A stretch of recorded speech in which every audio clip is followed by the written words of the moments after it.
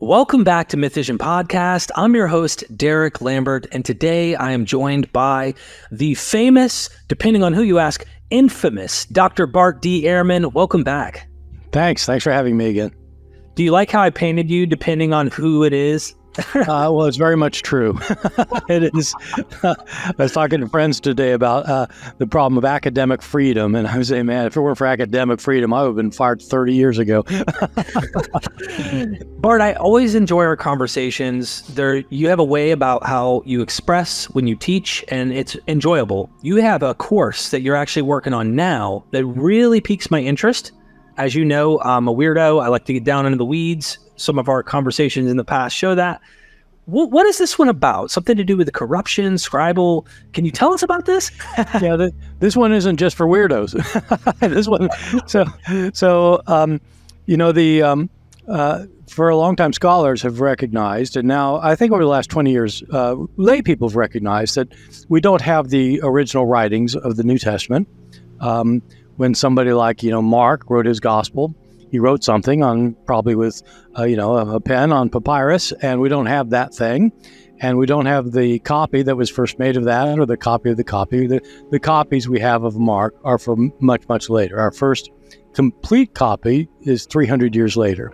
This course, it'll be a 4-lecture course that deals with how Mark and the other books of the New Testament were altered by copyists as they were copying them, altered in many cases prior to our having any copies. And so the question is, how do we know what the authors of the New Testament originally wrote? The course will be called the Scribal Corruption of Scripture. And there's so many questions that come from this. So I don't want to give away too much of the main course. Maybe we can give people some popcorn or a little appetizer here, teasing them as to why this course will be fun and what you'll be covering. Can you tell us some things that you think this course will hopefully answer for people and give us a little tease? Yeah, so a long time ago, in 2005, I published a book called Misquoting Jesus, which is also, the title of the podcast I do. And it was by far the best-selling book I've ever done, and is a book that none of my academic friends thought anybody would want to buy, because it was about scribes copying the New Testament in Greek. I mean, who wants to read about that? But once people realized how interesting this is, they said, "Whoa!" And so because people who are firmly committed to the Bible assume that when you're reading a verse, you're just reading what the author wrote. But what if it's the case, as it is, that there are lots of differences in lots of our manuscripts? I mean, we're not talking about like a dozen differences here and there. Within our surviving manuscripts, there are hundreds of thousands of differences. And so how do you deal with this? And how do you know what the author originally wrote? And how do you know how a scribe changed it? And why would a scribe change it? And, they didn't change the Quran. They didn't change the Torah. Why are they changing the New Testament? And so these are all questions I dealt with in my book. And so this course will be related to that. It's not going to just be my book. I mean, I'm not just going to repeat everything that in my book. In fact, I'm going to be talking about all sorts of examples that I've never talked about before and deal with all sorts of issues, responses to this book by evangelicals. There were probably 4 or 5 books written against that book. And so I'll be talking about, what others have said about it and try to show why this is a problem area for New Testament scholarship. Now people can understand why I said infamous, famous Bart. The thing is, the things I say are said by biblical scholars everywhere. It's just they don't tell anybody except for themselves. And so I'll repeat lines that my mentor, Bruce Metzger, who is a very, very famous textual scholar that evangelicals love, I'll repeat precisely the lines that he said, and they get all over me for it. But they loved it when he said it. Same thing. It is very interesting. That's a whole nother question of what is, going on there. But I'm looking forward to it because I imagine that there are textual variants or scribal changes that sometimes are going to be, and I imagine we'll see this in the course, extremely impactful doctrinally. I'm not saying that most of them are. You've said in your book before, maybe you can elaborate on that to tease people, but I imagine some of them are pretty significant. Yeah. I mean, and, I talk about the hugely significant ones in my book, because I couldn't very well write a book about the scribes changing the text, not mention the ones that are real doozies, but there are a lot that are really important that I don't mention. But, the doctrine of the Trinity is found in only one verse of the New Testament, the explicit statement that you have the Father and the Son and the Spirit, and that the three beings are divine, but the three are one. That doctrine. So not just mentioning that there is a Father, or there is a Spirit, or there is a Son, but that the three are one. That's the doctrine of the Trinity. Right. It's found in only one verse, and it's in a verse that is found in the King James Bible, but it's not in most modern translations, except for fundamentalist translations will have it in it. And it definitely, absolutely was not there originally. So, who added it? When did they add it? Well, we know why they added it. They wanted the biblical record to give the doctrine of the Trinity. And so that makes sense. So you have things like that. Now, I'm not saying by that, if that verse were gone, then Christians would no longer believe in the Trinity. Of course they would. Christians are going to believe whatever they want to believe, and they're not going to be dependent on a single verse. But it's the reality. Without that verse, it's not explicitly stated in the New Testament. This makes me wonder if some of what you're describing here has overlap with what happened with Marcion. And I know there are several people who have different opinions in academia about the order in which things happened. Did he dumb down and tweak a version of Luke, or the back and forth when it comes to this? But as far as scribal changes, that would be a major example of extreme changes to an earlier text. If Marcion, let's say, redacted a version of Luke or something to make his own version. Right. Yeah. Do you see that? Yeah. Well, yeah. I mean, it's a complicated issue. Right. It took me about 20 minutes to explain it to my class today about Marcion. And so I'm not going to do that again right now. But, Marcion is the 2nd century church father who had one gospel in his New Testament. And it was a gospel that was like Luke. And it appears to have been different in many ways, including it probably didn't have what is now chapters 1 and 2.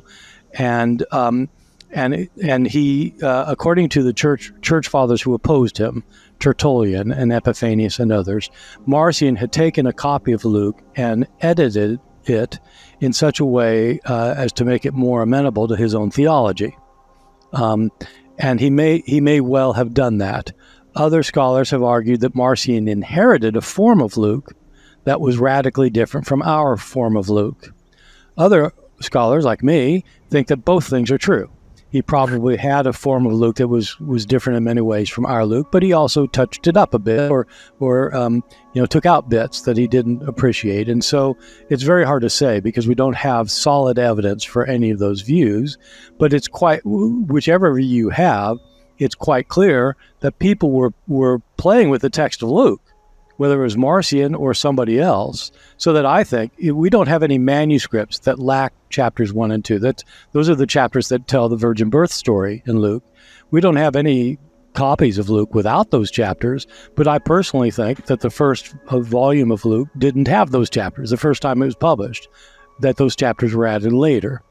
That wouldn't be a textual problem per se, because we don't have any texts without them, but it's related to a textual problem because it shows that people are changing these texts. Now, this is in the weeds, but I just want your opinion if you have a way of elaborating this without taking forever. Do you think, or do you see anything in our modern version of Luke, or let's just say post Tertullian and all these guys, responding to Marcion's heresy, or responding to something you think is a Marcion? I guess the way I put it is how you said both, you're allowing both ideas to be true at the same time. I wonder if the textual tradition is messy enough that what we've inherited finds little creep-ins by these scribes who are reacting to Marcion's theology in Luke. So I have the first book I wrote for a broader scholarly audience, not for a general audience, but a scholarly audience, was called The Orthodox Corruption of Scripture.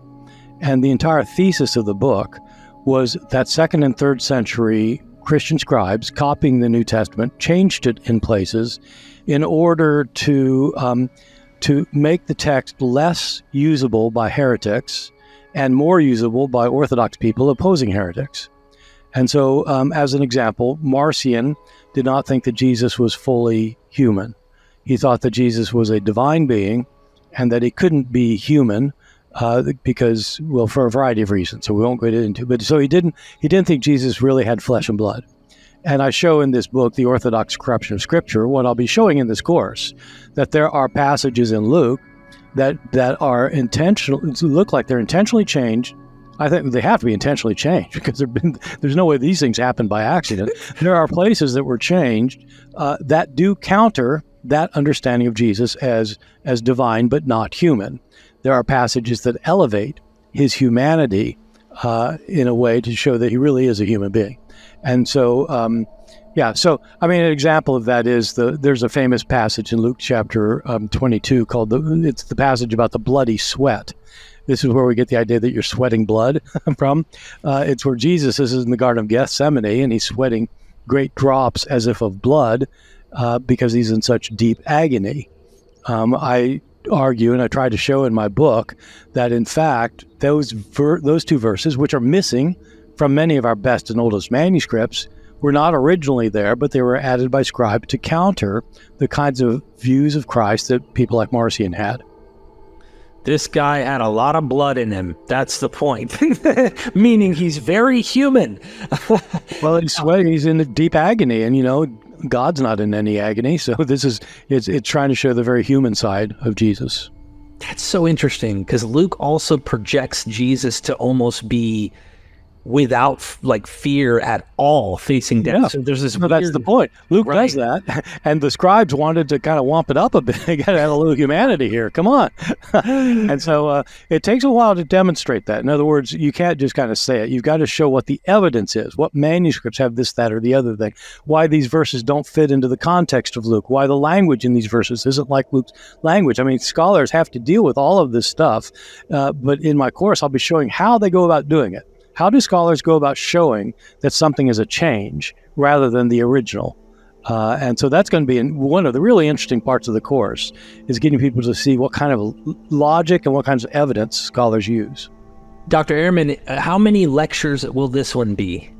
This will be 4 lectures. It'll be all on one day. It'll be on November 11th. It's 1 day, 4 lectures. The lectures will be about 50 or 60 minutes each, and there'll be an extended Q&A afterward. And so it'll be it's going to be good. The thing is, you can go for a long time on just like a little bit of this. When we did this conference recently on new insights into the New Testament, I gave a 50-minute lecture on a change of one word in Mark's gospel. An entire 50 minutes, and there was no fat in there at all. I couldn't even cover the entire waterfront. So you can do a lot, but I'm not going to be going into that kind of detail here. But I am going to be talking about a lot of examples that most people would not have heard before, where sometimes even if you just change a single letter of a word, you completely change what a passage means. I hope everybody signs up, check it out. I love that the world is coming across this education like way faster now. Yeah. We're actually getting, I call the scholars in the big universities, ivory tower academia. And we're finally coming down to earth where a lot more people are accessing this stuff. So you're playing a huge role in that, Dr. Ehrman. And I hope people will sign up now. Down in the description, I'll see you there. Any final words from you pertaining to this course? Well, it's just what you're saying. I mean, this is the kind of knowledge that scholars have had for hundreds of years, and it's only recently that anybody else has recognized it. And so getting to know this kind of material better is important, not just for, it's not just for skeptics or not just for mythicists or not just for atheists and agnostics. It's for Christians too. I mean, this is important knowledge, and whatever a person's personal belief, the Bible is really important. And if you think the Bible is important, you need to know more about it. And this is a fundamental issue that involves the Bible. So I hope people of every persuasion comes to this course. Same here. Thank you, Dr. Ehrman.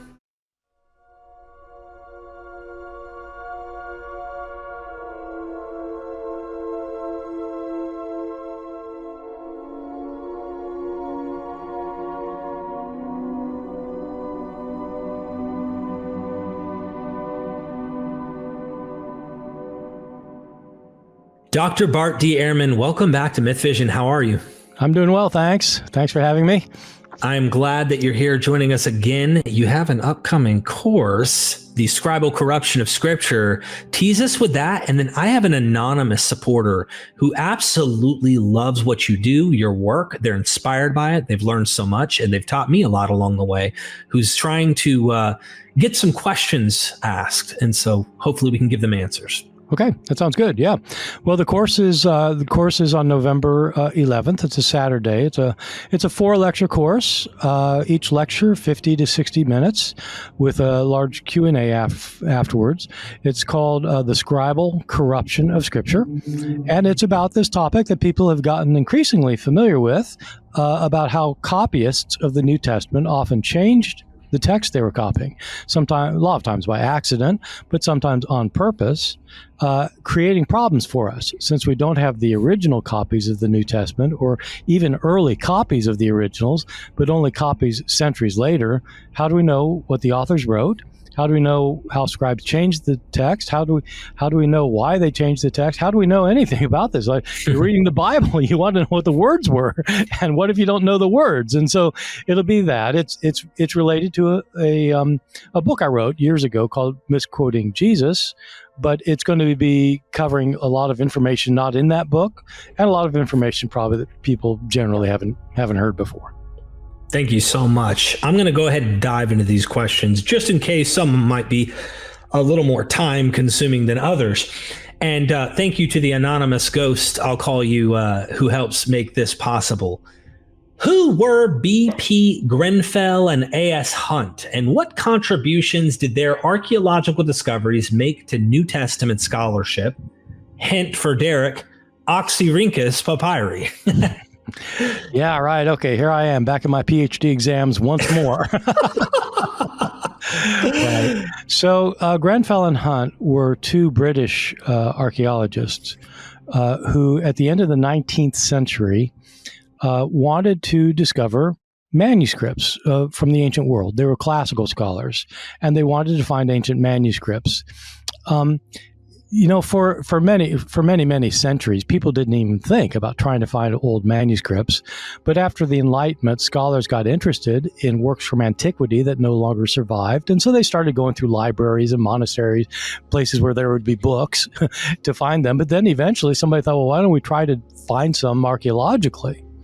And Grenfell and Hunt did that. And they had this brilliant idea, which was, how do you find a book? They were thinking rightly that probably the sands of Egypt would be a good place to look, because the humidity in the sand is constant throughout the centuries, and so things don't have a variation of high humidity, low humidity. It's constant, so things get preserved there. So they say, okay, we're going to go to dig in Egypt, but where do you dig? You can't just go to the wilderness and start digging and hope you find a manuscript. And so they had the bright idea that you go to something that is a city that's been covered up, not been excavated, and you find the garbage dump. Because where are people going to throw away their used manuscripts when they get a new copy of something? Where do they throw the old one? They throw it in the garbage dump. So they go to this place, and it's called Oxyrhynchus. It's in Egypt, and they knew the city was underneath the sand, but they didn't. They found the garbage dump, and the first thing they find, the first manuscript they find this little scrap of paper, papyrus, and it has a saying of Jesus on it that was not found in the New Testament. This is the first thing. Oh my God. You talk about striking gold right at the outset. And they published it as an unknown saying of Jesus. And it turns out, so they found some manuscripts that had these unknown sayings on them. And it turns out, we found out about 50 years later, when they discovered the Nag Hammadi library, which has the Gospel of Thomas in it, they found that these fragments that Grenfell and Hutt found were from the Gospel of Thomas. And so it went from there. They found thousands and thousands of documents there. Most of them not biblical, of course. There were things like land deeds and divorce certificates and sale slips and receipts. They found all sorts of stuff that immensely grew our knowledge of antiquity. They found so many thousands of these things. This is starting in the 1890s. That many of them have not been published yet. They keep coming out. They come out all the time. And so they found a number of things, including gospel fragments and various other things in this thing. And so they were hugely important. And so these are called the Oxyrhynchus papyri. So if somebody's interested in that, they can just look up online the Oxyrhynchus papyri and they can see it. I was wondering about the recent discovery, if that plays any role. How shocking, how interesting is that discovery to you? But of the gospel fragment, you mean? Yes. Yeah, well, another gospel fragment is turned up, and it is it's not like, just a copy of, Luke chapter 3. It's the kind of thing where it looks like it's not a very complete it's just a fragment, but it's pretty clear that it involves things found in various gospels. And so we don't have enough of it to know exactly what it is, but it looks like one of these things, like other fragments that we have, like Papyrus Egerton 2, which is a collection of, in that case, it's a little bit longer. We've got 4 stories that are not in the same gospel in the New Testament. The question is, are these authors who are like coming up with these gospels that seem to be combinations of things, are they using the other gospels? Have they heard a bunch of stories that also made it into the other gospels? How are they getting this combination, and are they making up their own stuff? And so these is part of the interesting things of archaeological discoveries of manuscripts. Thank you so much. What was harem? A practice employed, allegedly, by ancient Hebrews to justify the extermination of enemies by killing everyone, with the possible exception of young female virgins. Does this not reflect badly on the alleged moral superiority of Yahweh, since he commanded it? So harem is a practice that in war, if you in some cases you destroy everything connected with the enemy, and you don't keep anything for yourself. And so in the book of Joshua, there'll be cases where an Israelite soldier will kind of keep a souvenir or something, and when they find out, they kill him. They execute him because he's broken this thing. Because the idea is that Israel is to be distinct from all the other peoples that they're conquering, and so you're not allowed to, in these cases of harem, you're not allowed to keep them. And so there are some very ugly incidents in the Hebrew Bible. Today in one of my classes, I was talking about the destruction of the city of Jericho, according to Joshua chapter 6, where everything was to be destroyed. And so they killed every man, woman, and child in the city. They didn't take any of the women as sex slaves, as they do in other places in the Hebrew Bible, but they did they killed everybody, including the children and all the animals, and they weren't allowed to take any souvenirs. And so it's a complete destruction. Everything is dedicated to God as a destruction. And so that was practiced sometimes. Does that call Yahweh's moral integrity into question? Well, I would say for most of us don't think that the divine being overall, if such a being exists, probably is interested in killing innocent citizens and babies. I mean, so, but in Israel, this was according to the book of Joshua, this was an occasional practice that they did that, because the fear was that if you don't kill the children, that they'll grow up and they'll foster a rebellion later. So you kill them all. It didn't actually happen. I mean, these are stories, but Right. they're not, they're not sort of uplifting stories. Even though when I was in Sunday school, we sang, about the Battle of Jericho where the walls come tumbling down. we didn't read what happened next in the story, which is not good. I know exactly what you're talking about. Thank you for answering that. What is your opinion regarding the authenticity of Matthew 16:17 through 19, where Jesus chooses Peter to be the leader of the church? It would be something a scribe would have added to support the claims of the proto-Orthodox church. Would Jesus have thought at that time he was beginning a church?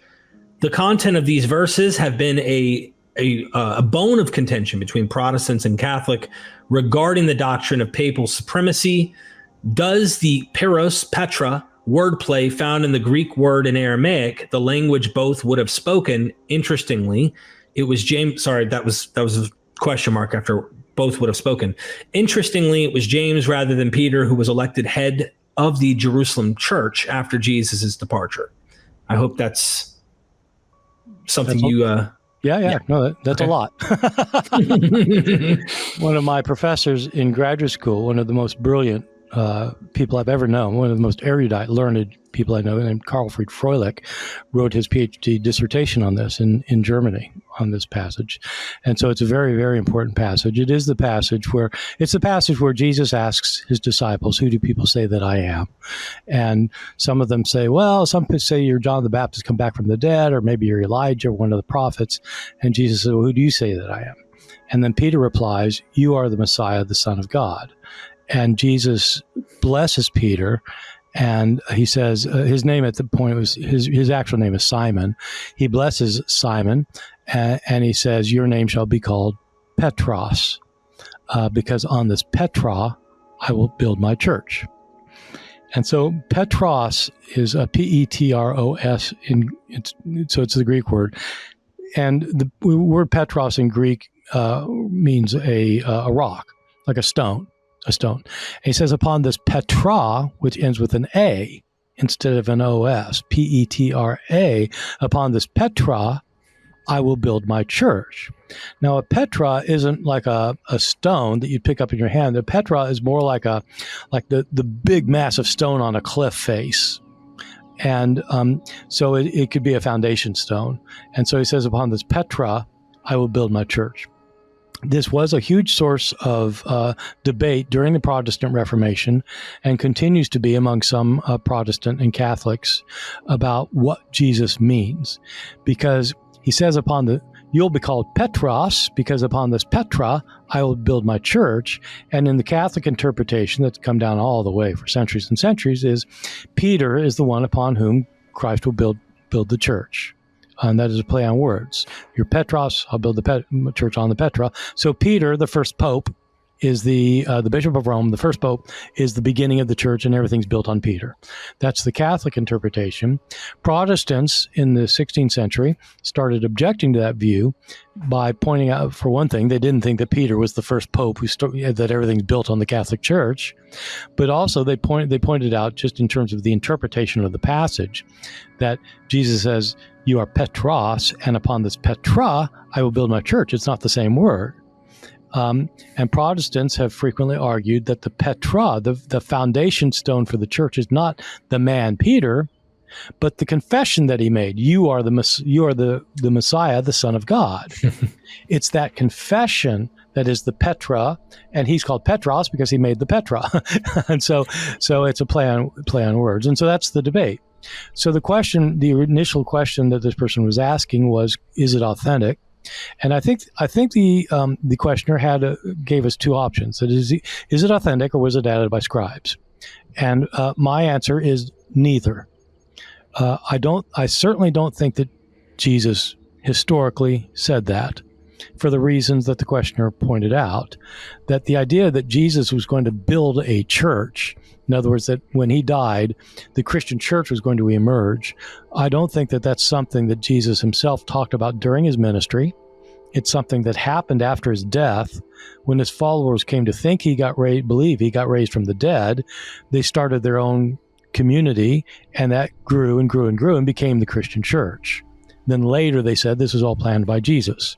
But I don't think in Jesus' ministry he said that. This line about upon this rock I'll build my church is found only in Matthew. Matthew's getting the story from Mark, who doesn't say anything like that, and it's not found in the other Gospels. And so I think this is Matthew's way of doing it years later. It's not something Jesus said. So I don't think it's authentic, but I also don't think it's something added by later scribes. It's in all of our manuscripts of Matthew. There's no question about its authenticity to Matthew. So it's not authentic, but it wasn't added by scribes. It was put in there by Matthew or by somebody in Matthew's community. This is what Matthew himself thought, either that he came up with it in his own head, or it was the kind of thing being said in his Christian community. So just to put the ribbon on that present there that you built for us, as far as the interpretation of what it meant in its context from your academic background, instead of the tit-for-tat Protestant versus Catholic interpretation, what do you think, or what have the scholars that you're convinced make the most sense of this was intended here? I think it's very difficult to say. This variation between Petros, P-E-T-R-O-S, and Petra, A, is very interesting. I don't think that we can say that it can't be like something in Matthew. It's like I don't think we can say, well, it cannot be very early because, in fact, James was the leader of the church. We don't know how James eventually became the leader of the church. We don't know if it was an election. I doubt it. I think James probably rose to prominence because he was the brother of Jesus, and so he's got a blood linkage there, and so he became more important. But according to, in the New Testament itself at least, Peter is the first to be the leader of the church. He's in the New Testament, he's portrayed as the closest disciple to Jesus, and so it would make sense that after Jesus' death, he would initially be the leader.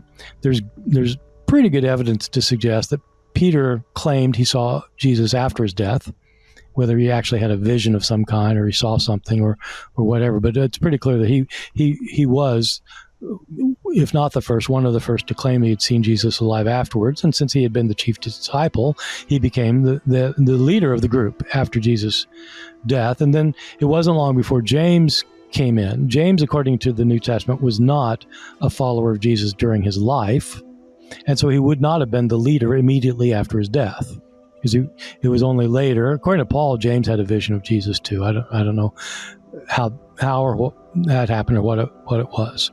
So what's going on with this Peter thing? I think that Peter probably was the first founder, was the first leader of the church, and I suspect what's going on is that somebody's trying to explain why Petros is the leader of the church, and this saying gets devised in order to explain why Peter is the leader of the church. But the thing is, if you're doing this in Greek, this appears to be a Greek formulation. You can't say you are Petros, and on this Petros I will build this church, because a Petros is a stone that you pick up in your hand. You can't build a church on a stone. You need a foundation, and the foundation is called Petra. But he couldn't have called Peter Petra because Petra is feminine, and so to make the wordplay work, you've got to have the foundation stone be feminine, but the man be masculine. And so there was no option. I think it's playing on the words, but it's not meant to be. It was never meant to be that Petros is Petra, because that doesn't work because of the masculine feminine thing. Thank you so much.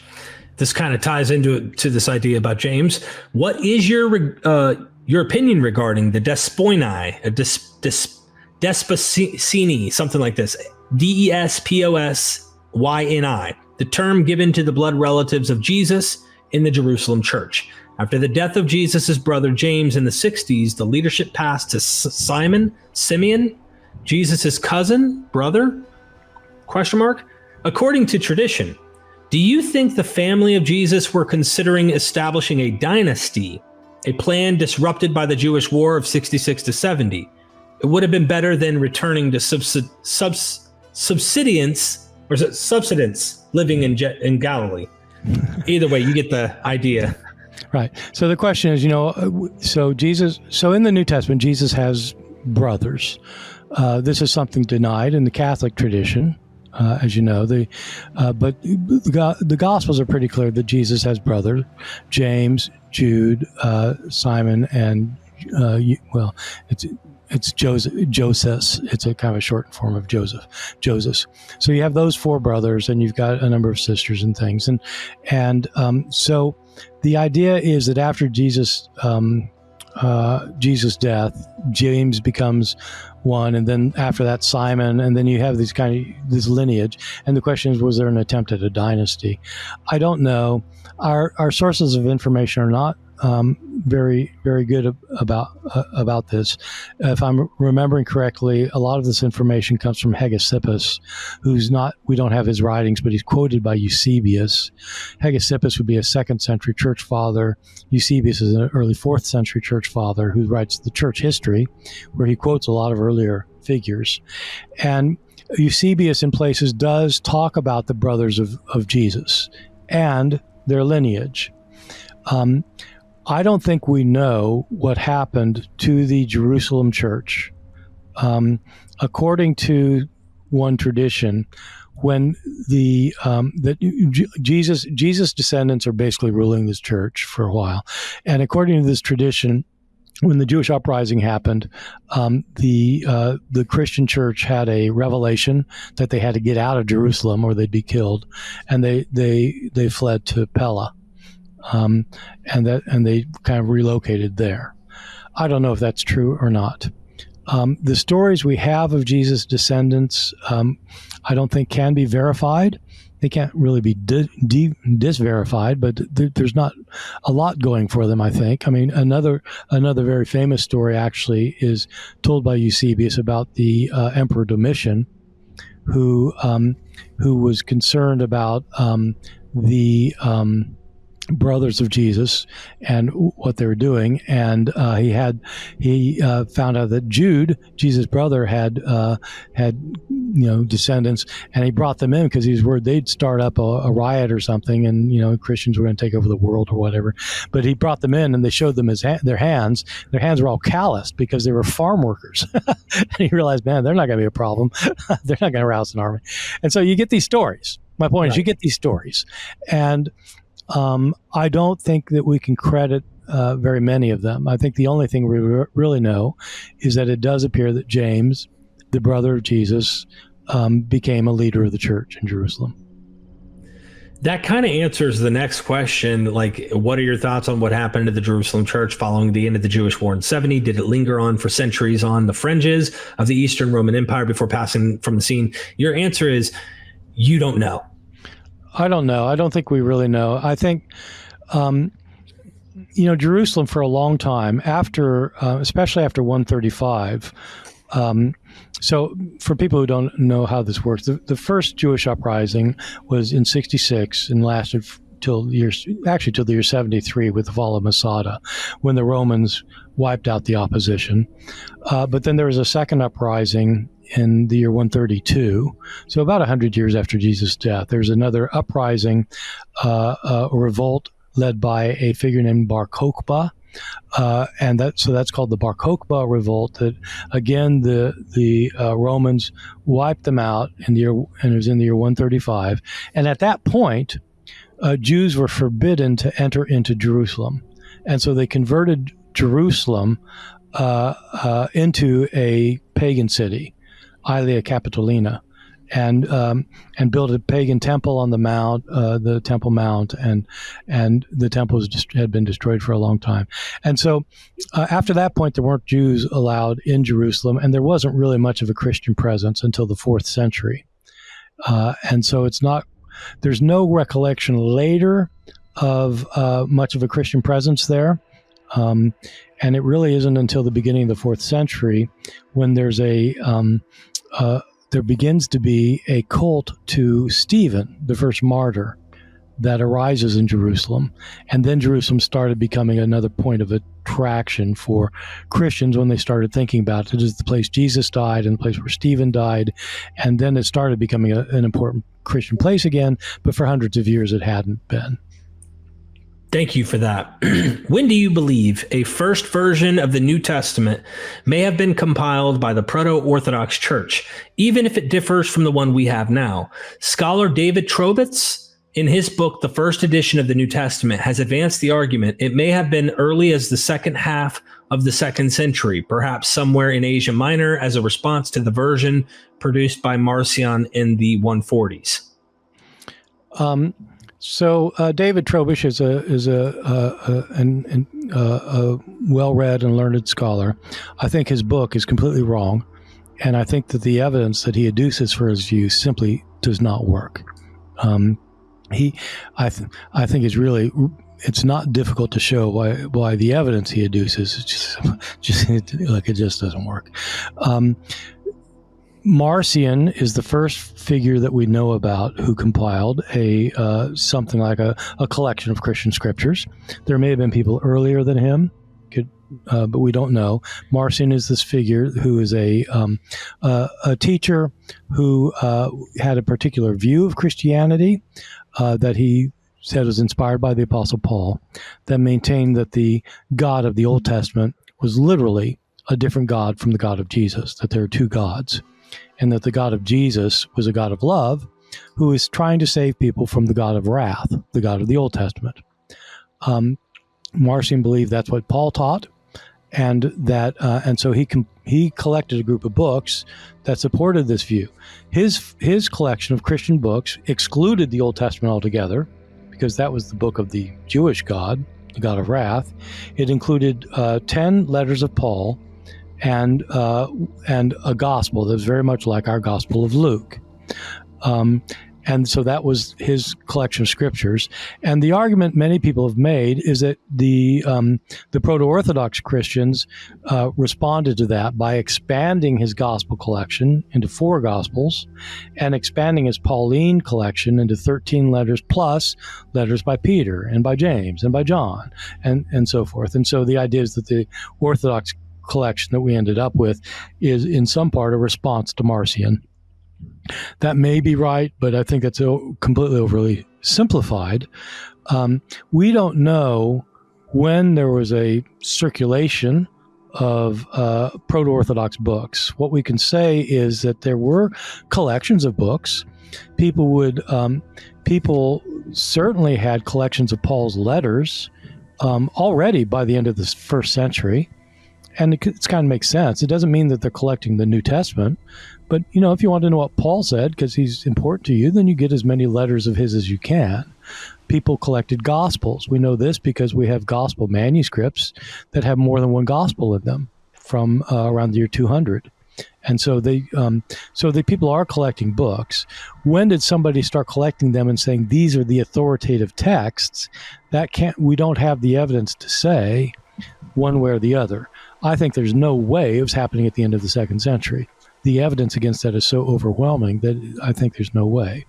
As many people will know, the first time we have our collection, where you get the 27 books and only those 27 books, the first time anybody comes up with that is in the year 367 in a letter by the Bishop of Alexandria, Athanasius. But at that point, he's saying what he thinks the correct collection is. We know of collections already by the 180s, but they're not definitive collections. They're like, it's not like the Proto-Orthodox collection. It's like, there were lots of Proto-Orthodox Christians who had lots of views of these things. And so I hear that a lot, by the way, from a lot of apologists online. If they can prove early on that people used certain books, they somehow will try to make this argument that these are the ones. And we already know this goes all the way back, those kind of things. Well, you could say that, but the problem is you've got authors into the 3rd and 4th century who are saying that those books are not inspired, they're not scriptural, they're not authoritative. I mean, in the person I wrote my PhD dissertation on, Didymus the Blind, who was living in the middle of the 4th century, said that 2 Peter is a forgery. So, I mean, it's true that some people might be saying it's canon, but other people saying it's not canon. So it completely depends on what you mean. When you say when is their first canon, I mean, depends what you mean by canon. There were, of course, most Christians probably who were reading had books that they thought were authoritative. But that doesn't mean that there's something like a recognized canon. And even when Athanasius came up with his canon, his 27 books, there were other Christians who still thought, well, actually the Apocalypse of Peter ought to be in there. Or, the book of Hebrews really does not belong in there. And so there were debates that went on. And it wasn't, we're so used to thinking of a canon because when we go to the bookstore, we buy a New Testament. It's always the same 27 books. Pick your translation. And it just wasn't that way in Christianity for hundreds of years. Thank you. What is the earliest extant manuscript of the Latin New Testament Vulgate based on Jerome's translation? When is it dated? Does the Latin translation vary greatly in context from the Greek? No, vary in content from the Greek. I don't know when the oldest Vulgate manuscript is. I just don't know.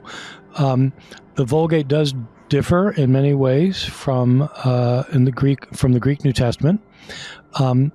It's not clear whether Jerome translated the entire Latin Bible into Latin. The situation is a little bit complicated. There were Latin versions of the New Testament and before Jerome. So much so that Pope Damasus is the one who asked Jerome to make a more or less official translation.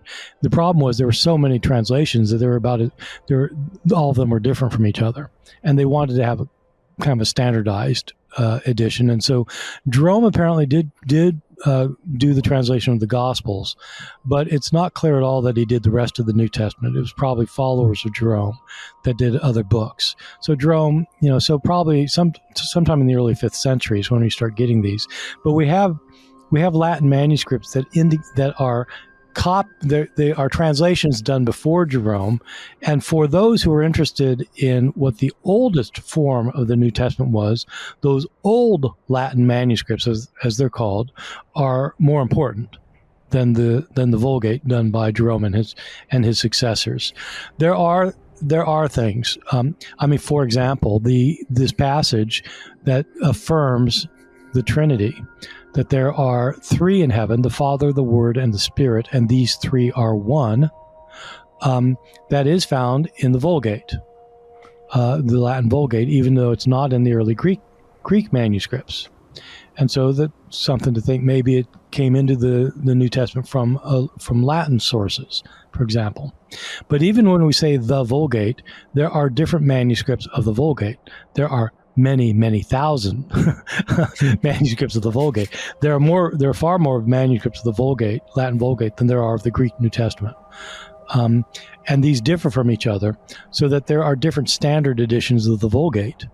These are not hugely different from each other, but they do differ from each other. And so we don't even have the Vulgate per se. Thank you so much. When it comes to Luke and Acts, do you favor the Western or Alexandrian texts, and why? Why the differences? On a related note, do you have an opinion on whether Tatian's lost diatessaron included the long version of Mark 16 verses 9 through 20, based on the available surviving evidence? Well, so these are two different questions. Right. So to unpack that a little bit, the Book of Acts circulated in two different forms. One of them is 7.5% longer than the other, more words, and so a few extra verses here and there. And so the question is about what's called the Alexandrian text and the Western text. The Alexandrian text is so how to explain this?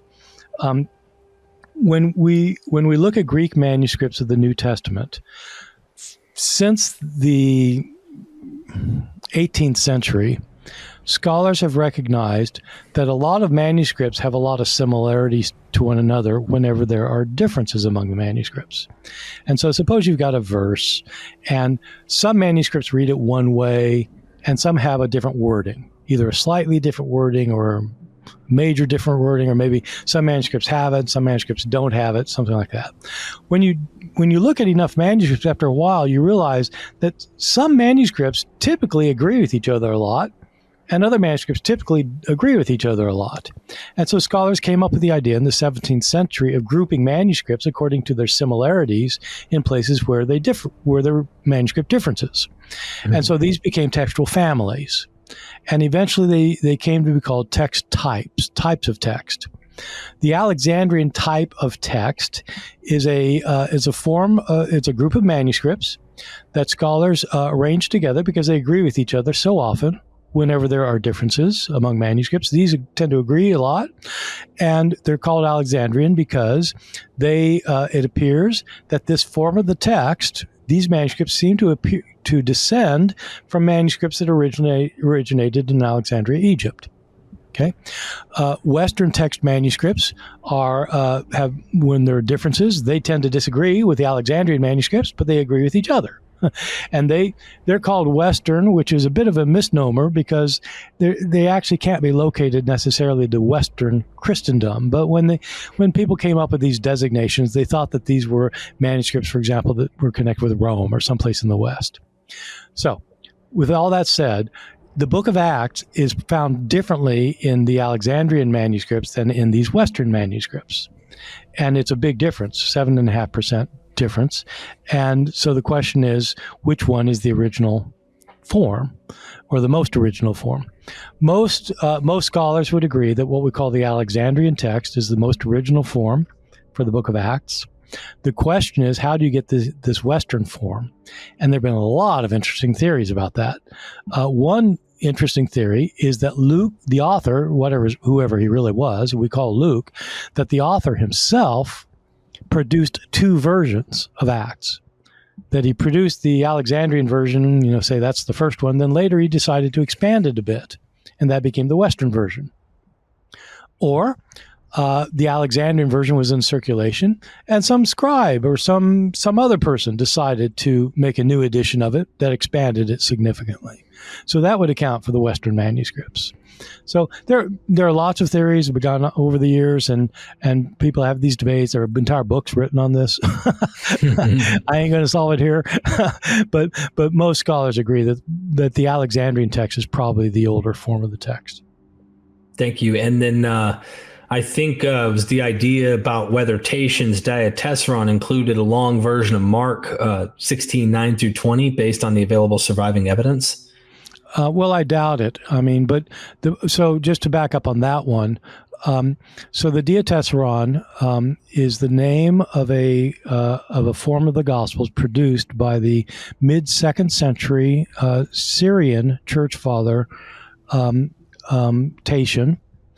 Tatian was a intellectual in the middle of the 2nd century who was from Syria, but he went to Rome to study with Justin, later known as Justin Martyr. Martyr is not his last name. He ended up being martyred, and so they call him Justin Martyr, who was a very prominent Christian intellectual in the middle of the 2nd century. Tatian went to study with Justin.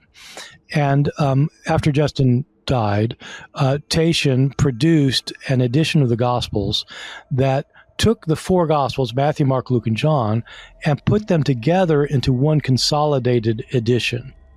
It's called the Diatessaron because the dia means through, and tessaron means 4. So through the 4. And so people call this the Diatessaron.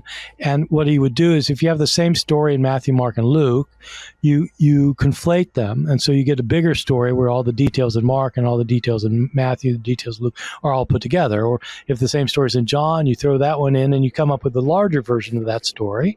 And the stories each one has of its own are all put in the gospel. And so all the stories and all the gospels are together, and the ones that they share are kind of smashed together into a larger version of it. This would have been produced in the middle of the 2nd century, early second half of the 2nd century, and it no longer survives. And it is very, very difficult to figure out what was in it and what wasn't in it. It was obviously a huge book, but since we don't have it, reconstructing it is arguably the biggest headache of New Testament studies. People I know, I have friends who have devoted their lives to trying to figure out what was in the Diatessaron, and boy, is it complicated because of the kind of evidence they have to look at, and so I don't know, but I don't think it was there, but I don't think we can say. Thank you. Rather than the four Gospels, the Codex Fuldensis contains a Diatessaron.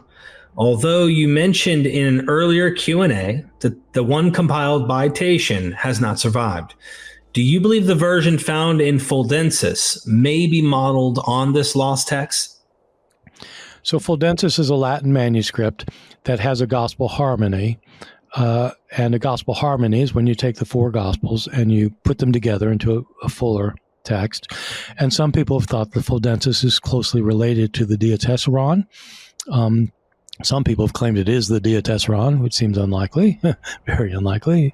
So was it inspired by the Diatessaron? It's possible, but the idea of putting the Gospels together did not originate with Tatian. There are gospel harmonies before Tatian's. As two examples, one is it appears that Justin Martyr, his teacher, may have had a gospel harmony based on an analysis of his quotations of the Gospels. It may be that he himself is working from a harmony. And there's an earlier account. The Gospel of the Ebionites, not a well-known book, is we have only fragments of it in quotations from a church father, Epiphanius, and a 4th century church father, but it appears to be an early gospel. And in one of his quotations, it's quite clear that it's a gospel harmony. And it's a pretty interesting case because in the Gospels of Matthew, Mark, and Luke, you have Jesus being baptized. So if you just read the individual Gospels, Jesus gets baptized, but the voice that comes from heaven at his baptism says different things in the 3 Gospels. In Mark's Gospel, Jesus gets baptized and the voice comes from heaven and says, "You are my beloved Son, in whom I'm well pleased." In Matthew, the voice comes from heaven and it says, "This is my beloved Son, in whom I'm well pleased." So in Mark, it's speaking to Jesus, and in Matthew, it's speaking either to John the Baptist or the crowds, not to Jesus. But then when you get to Luke, it looks like the oldest version of Luke. This would be something I'm going to be talking about in my course on Scribal Corruption. I'm probably going to talk about this verse. It looks like in Luke's Gospel, the oldest reading appears to be the voice says, instead of saying this, or "You are my Son, my beloved Son, in whom I'm well pleased," it says, "You are my Son, today I have begotten you." Whoa. Jesus became the Son of God at the baptism? What?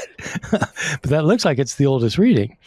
In the Gospel of the Ebionites that Epiphanius quotes, how does he, if you're going to combine the Gospels into one Gospel, what do you do with the fact that the voice says 3 different things?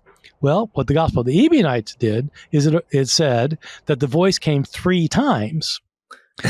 First, Jesus is baptized, and God says, "You are my beloved Son, in whom I'm well pleased." The second time, the voice then speaks to the crowd, "This is my beloved Son, in whom I'm well pleased." And then the third time, John the Baptist says, "Well, who is this guy? This you are my Son. Today I have begotten you." It's like, what? And so it comes 3 times, and so that's a gospel harmony. And so that's probably before Tatian, I think. And so, yeah. So Fuldensis isn't necessarily dependent on Tatian, is the short answer. It's really funny to see how far back harmonizing took place. It's right there out the gate. Yeah. Who was Mani and the religion he founded? Did his doctrines have any impact on early Christianity? So Mani was you've heard of Manichaeism. Mm-hmm. Mani is the guy who started Manichaeism. Manichaeism was a religion that was very similar in many ways to Christianity. It had a large following. St. Augustine, before he became the Orthodox theologian he was a Manichaean. Mani was a prophet figure who declared that he was a divine being, a son of God, and produced writings. The basic idea in the Manichaean religion is that the world is completely dualistic, and that there are forces of good and evil that are doing battle with one another. It sounds kind of like Jewish apocalyptic thought, but it's more of an eternal struggle within Manichaeism, and so everything is light or darkness. It's falsehood or truth, and people side with one side or the other. And so this was an important religion that probably starts out. It becomes an important religion in the 3rd, 4th, 5th centuries. And started by this person Mani, who, unlike other sons of God, actually wrote down his views, and so he had a large following.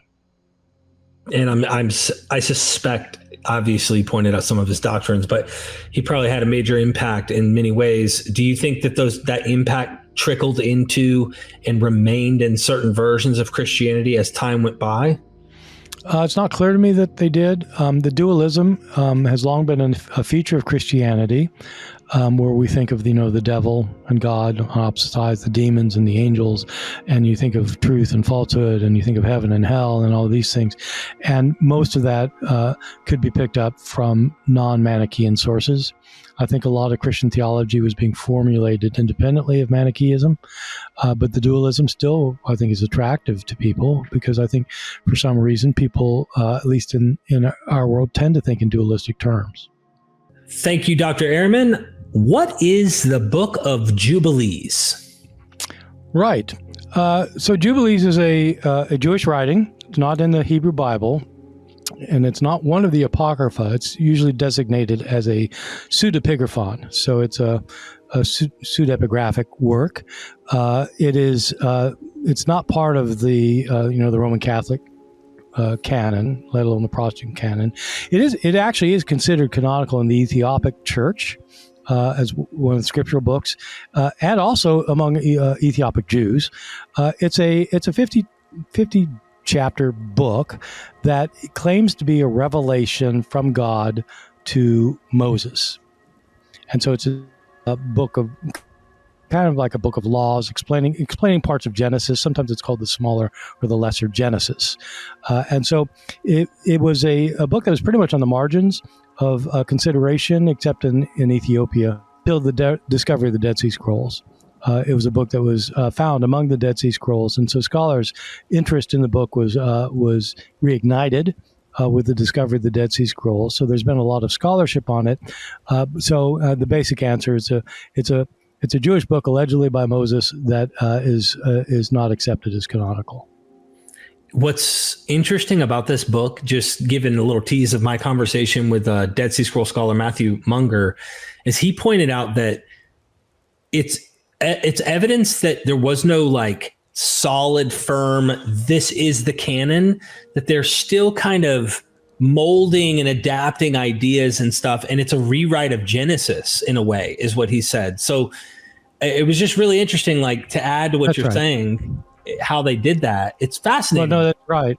But it's because, it is evidence of that. And, there's other evidence of that. That's kind of the point of the Dead Sea Scrolls in some ways, is that, that people look at the Dead Sea Scrolls and evangelical apologists say, this proves, that X, Y, and Z, it proves, there's a canon of scripture or something. It proves this, that, or the other thing.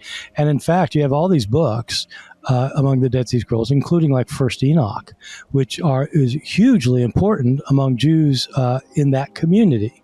And Jubilees is another one. It's a book that's hugely important in that community and is accepted as authoritative.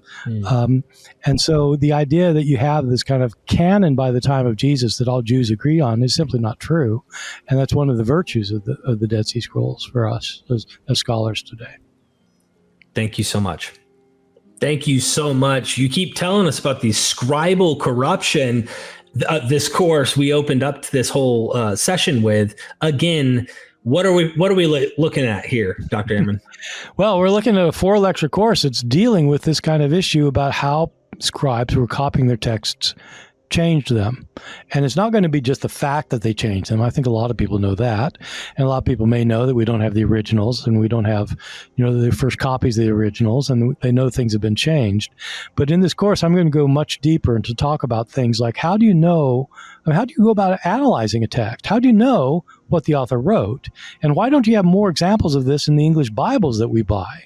Why is it that you have these really important changes that change the meaning of an entire passage and you don't even get a footnote about it? Mm-hmm. And I'm going to be talking about places where that happens, where there's a good deal of uncertainty, including about passages that people are very familiar with, where scholars debate what they mean. And one point I'll make is, a lot of people who have opposed me, evangelical Christians, have insisted, no, we have so many manuscripts of the Bible that of course we can know what it originally said. And I'm going to show why it's just not true and why they will agree with me. They will agree with me. The reason they'll agree with me is because they know that they're scholars of the New Testament, and they know they disagree with some of their friends who are also evangelicals about what this verse originally said. So if we can know, why don't they agree? Oh, I cannot wait. Everybody go sign up. I can't wait to see you there. Dr. Ehrman, it's always a pleasure to interview with you, and you're always a blast. So thank you for your time. Okay, well, thank you. This has been fun. You as well. The Dead Sea Scrolls. Dr. James D. Tabor unravels them and discusses his historical experience with dealing with the scrolls himself. When I was working on my doctorate and then the first decade or two of teaching, I was just in libraries. That's how you do research. I think I made one trip to the land of Israel or the Holy Land, just like a tourist or, wanting to look it over, but I wasn't working over there. And what really drew me was the idea of the Dead Sea Scrolls. I mean, just imagine ancient books over 2,000 years old, hidden in caves in the Judean desert. And, I work on Jesus. But have you ever thought, you open up Mark 1, earliest gospel, where's the main guy just as you start the main story? John the Baptist is out in the wilderness. Now, a lot of people think that's just, he's out in the desert somewhere. In the text, it talks about the Arava. That's a specific desert. Isaiah mentions it. And he says, I'm out fulfilling Isaiah. I'm the voice crying in the wilderness. So Arava is a geographical location.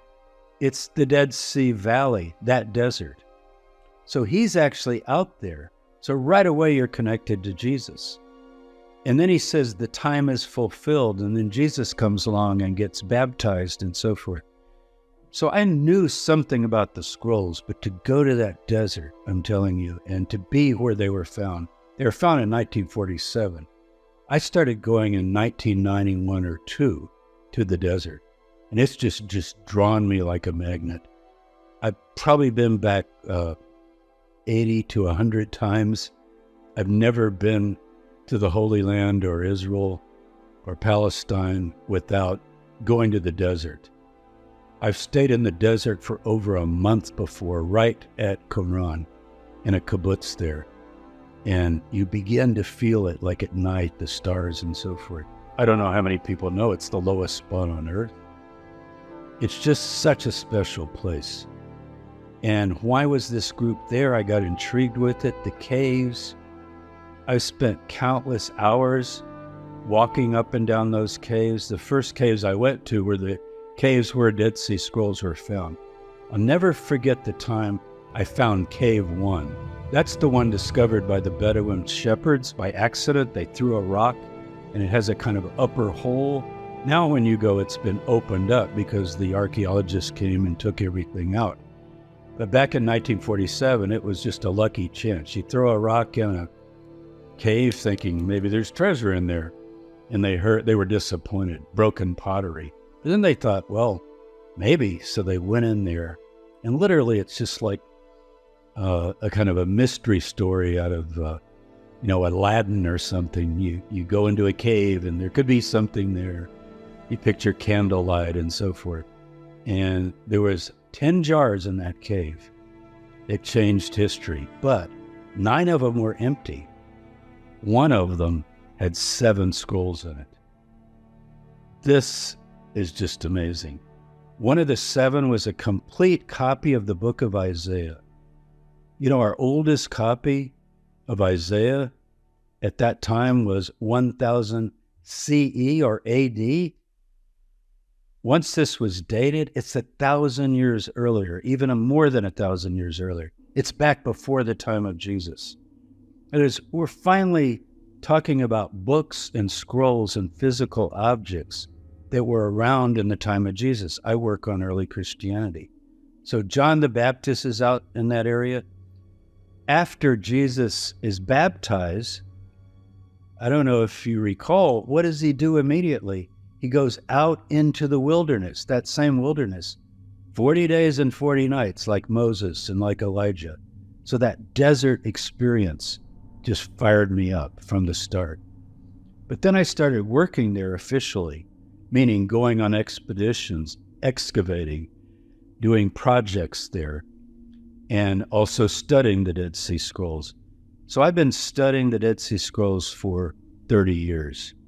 One of the things in this course that's just really amazing is we're going to talk about the Dead Sea Scrolls that weren't even available until the 1990s when they were finally released. Remember, initially they're discovered in 1947, and 40% of them still had not been released to scholars even, much less the public. And I got in right on the heyday of this discovery. So for me, to even read a scroll in a photograph, which I was finally able to obtain some of the original photographs through Robert Eisenman, who got hold of them, and he shared them with me. That was exciting as finding them in a cave, because no one had ever seen them except a small group of scholars, and they divided them all up, and different scholars took different scrolls. But other scholars like me or Eisenman, Herschel Shanks of Bar Magazine was a big campaigner. Where are the scrolls? 40% are not even out. What's in them? Is there something to hide? And there are all kinds of conspiracy theories. But I'll never forget, I got the photograph of one. We number them. 4Q, that means cave 4, Q Qumran. Qumran's the settlement where the group lived. And then it's numbered 521. Guess what 4Q 521 is? I published it with Michael Weiss. First time ever it was seen in the public in BAR, Biblical Archaeology Review, later in an academic publication. You know what the first line says? The heavens and the earth will obey his Messiah. Now, normally you think Messiah would be a guy walking around and he's Davidic and he's going to sit on a throne in Jerusalem and be king. All of a sudden we have a cosmic Messiah talked about. Well, I work on early Christianity, and this idea that the Messiah would go to the heavens and rule was a new idea. Not for Christians, but, when did Jews take this up? And now we learn that this is pre-Christian. As I began to read it and translate it, it also says the Messiah will heal the sick, preach good news to the poor, that's the word gospel, right? And raise the dead. And I remembered the passage in our gospel. It's in the Gospel of Luke. It's part of the Q source, or the two-source theory. When John the Baptist asked Jesus, "Are you the one, or should we look for another?" Because he's in prison. And one of the things it says that the anointed of the Spirit will do, which Jesus claimed to be the one anointed of the Spirit, Isaiah 61, he's going to make the captives go free. John's in prison, right? Then it goes on to say in this scroll that he will raise the dead. That's exactly what Jesus said when he was asked by John's disciples, are you going to do it or not? He said, go tell John, the blind see, the deaf hear, the lame walk, the dead are raised, and the poor have the gospel. So I'm not saying he read that scroll and tried to copy it or something, but he's reflecting the kind of messianism that we find in the scrolls, and there are countless examples of that. If I told you this, and you'd never heard of the scrolls, and I said, what if there was a group out in the wilderness preparing the way of the Lord? They call themselves the people of the new covenant. They were apocalyptic. They thought they were in the last days. The time is at hand. The kingdom of God is near. They began to share their goods in common. They told their followers, sell what you have and give to the poor, and let's band together. They were preaching and teaching a message of judgment. They also baptized, that's the Christian word, dipped in immersion, not for Jewish rites of ritual cleansing, but to initiate you into the movement. I mean, I have to be talking about the John the Baptist Jesus movement, except I'm not. Yes, John the Baptist and Jesus did those things, new covenant, preaching in the wilderness and so forth, baptism in the River Jordan, 100 years after the Dead Sea Scrolls. So one of the things in this course that we look at, not who came first, the Dead Sea group came first. People call them the Essenes. That's fine with me. I would rather call them what they call themselves, people of the way, the new covenanters, the Yakad, that means the church, basically, the assembly. They're a brotherhood, and they're banding together 100 years before Jesus, preaching the same kind of message that we later get in the New Testament. So when the scrolls were discovered, it was kind of, to many people, a bit threatening, because it's like, well, let's see, there was this group we never heard of, because people say, well, we heard of the Essenes, but the Essenes described in Josephus don't even sound like this group. He never says they're the people of the new covenant, they're preparing the way in the wilderness. He doesn't mention any of that. He makes them like a Greek philosophical group, because he wants to impress the emperor and his Roman friends and say, oh, we Jews, hey, we have Pharisees, Sadducees, Essenes. But now that we have the scrolls, we know what they really believed. Are they a precursor of what we call the Jesus movement? I don't think it's so much that the Jesus followers and John the Baptist like copied the group, but I think they're part of that same stream of Judaism. They're definitely not Pharisees. I think everyone would agree with that. Definitely not Sadducees, who didn't even believe in life after death or resurrection. So here they are believing a set of a dozen doctrines that we associate uniquely with Christianity, but they were practicing these 100 years before. What I want to do in this course is have people read the scrolls. Years ago, when these scrolls were released, these unpublished scrolls, I remember I spoke to a crowd at a Jewish synagogue, standing room only. They had to open up the doors and put in more chairs. It was over 500 people. And I started telling them the excitement of this new material that we had. And afterwards, this very kind old lady came up, Jewish woman, and she said, Dr. Tabor, I'm so glad we finally have the scrolls. And I said, oh, I am too. It's so exciting. And I said, have you read them yet? She goes, well, I haven't really read them, but I'm really happy we have them.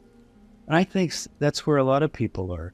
They've heard of the scrolls. I think it's amazing. We have these books that are ancient, 1,000 years older than our current copies of the Bible.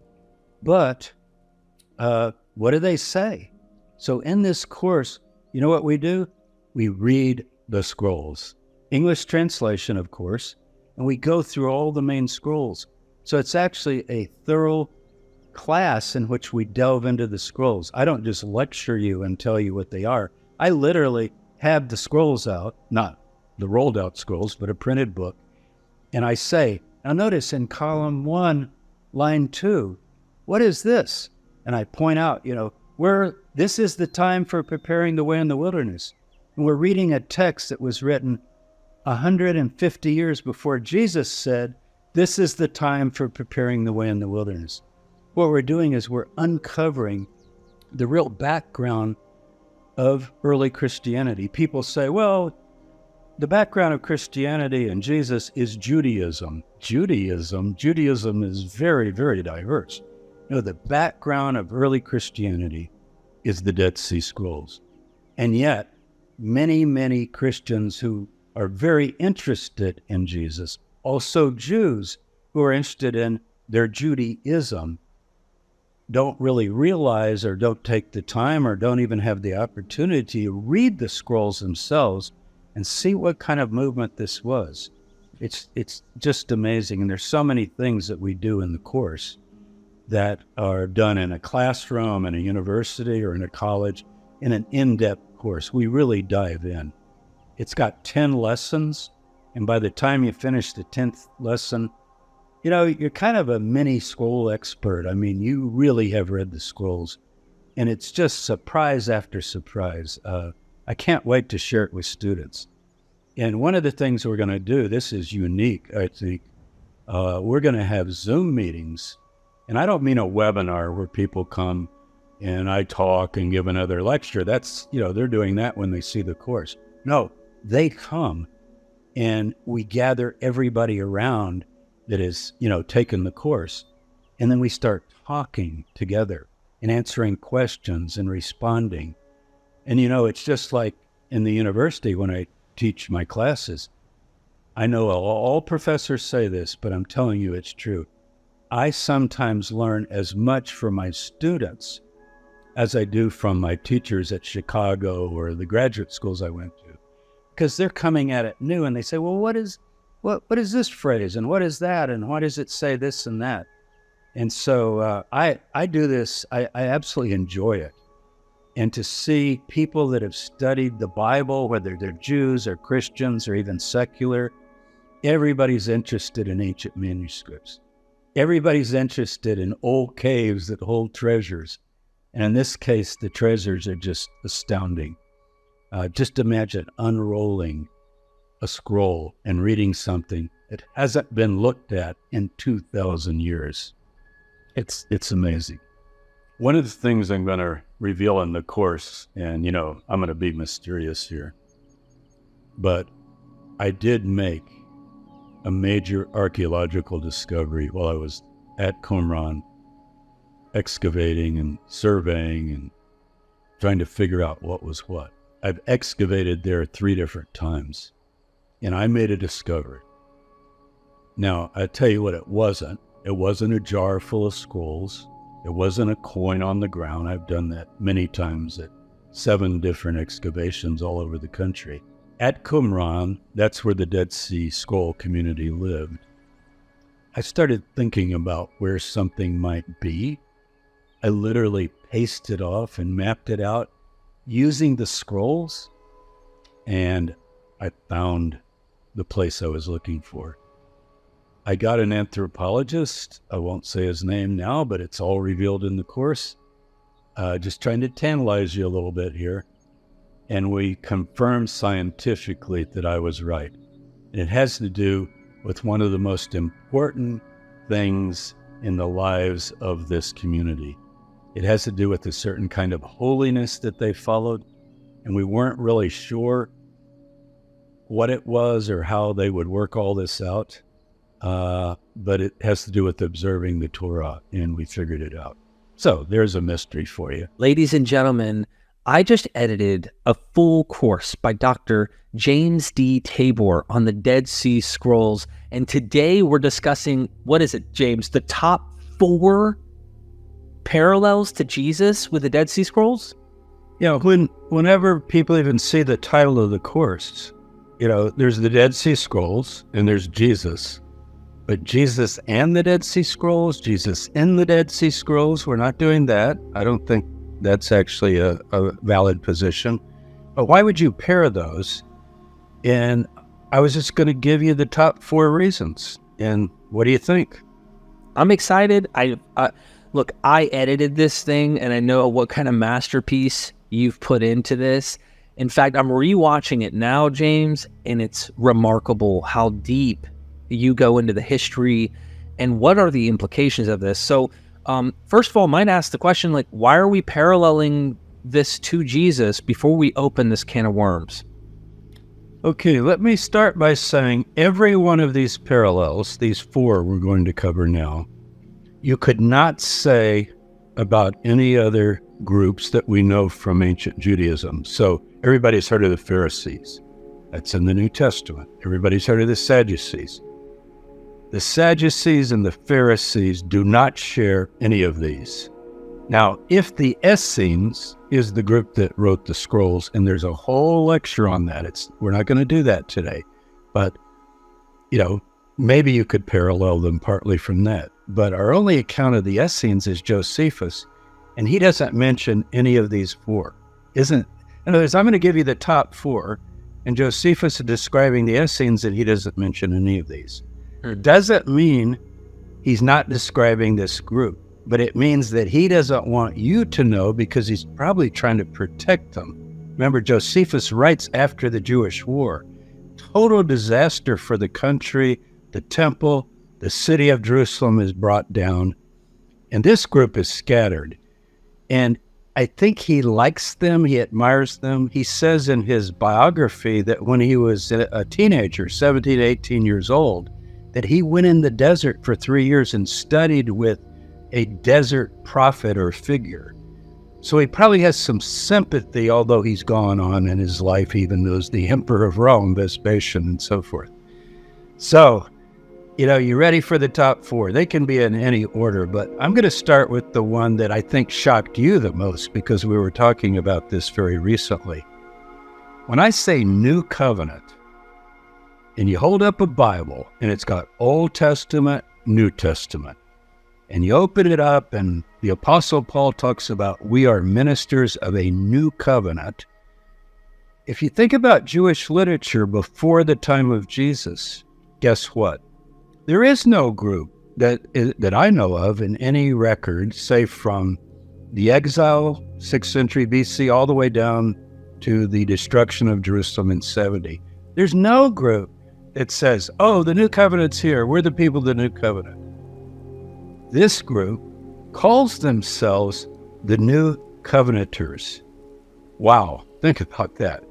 Now, we date them about 150 BCE. We can't get an exact date on when their teacher, and we're going to talk about their teacher, flourished. But, basically, I like to say 150 years before Jesus, there's a group that is talking about we are the people of the new covenant.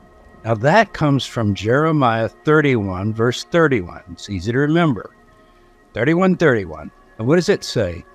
That God will make a new covenant with the house of Israel and the house of Judah. And then it goes on to describe this very ideal time, putting the Torah in the heart and so forth. Flash forward, and what do we get? Jesus of Nazareth coming. He takes a cup, we're told, and says, this is the cup of the new covenant at one of the ceremonial meals. We read about that in the Gospel of Mark. I already mentioned Paul says we're the people of the new covenant. So I consider that one of the top, among the top four that we want to cover today. New Covenanters. So the groups are both saying that, but it's not a matter, I don't think, of the Jesus movement or the John the Baptist Jesus movement, I like to call it, or the John the Baptist Jesus James movement. Copying, my students always raise their hand and go, so Dr. Tabor, did the Jesus folks copy the Dead Sea Scrolls? You know what I mean by copy. Yeah. Like, oh my God, that's not your idea. You're doing what those people did.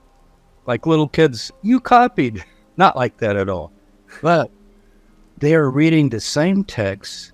They're calculating the time of the end. Lots of groups during the period before, during, and after Jesus. And this goes back to the Maccabees about 150 BCE. They think they're in the time of the end. So we get these apocalyptic kinds of ideas in some of our literature. So New Covenant, wow, they're both saying this is it, this is the New Covenant, which means the kingdom of God is very near. Now another one that connects to that, if you open up the Gospel of Mark, and we've got a course on the Gospel of Mark, a lot of people have taken it that will be hearing this video. You'll remember this. It opens with John the Baptist, and you basically want to know, well, who are you or what are you doing? The way the Gospel of Mark opens. And what does he say? I'm the voice of one crying in the wilderness. Prepare the way of the Lord. So Christians know that. It's in Handel's Messiah. It's in all kinds of literature and images, and I heard it all my life growing up, going to Sunday school. I'm sure you heard it too when you had associations with the churches over the years. John the Baptist preparing the way in the wilderness. Well, that's a prophecy from the book of Isaiah. So we open up the Dead Sea Scrolls, and the first document we study in the course is the community rule. That's what scholars call it. But you know what it's really called? Serek Hayakad, which means the way or the right way of the community, the order literally of the community. This is what we're all about. It's like saying, what are you people all about? What are you doing? Describe yourself to us. And what do they say? This is the time for preparing the way in the wilderness, as it is written, prepare the way in the wilderness. And it says they've gone out by the Dead Sea. And that's actually the technical word in Hebrew in Isaiah 40, verse 3.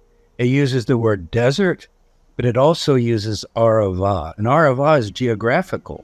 I could get in a taxi at Tel Aviv airport in Israel and tell a cab driver, could you take me to the Arava?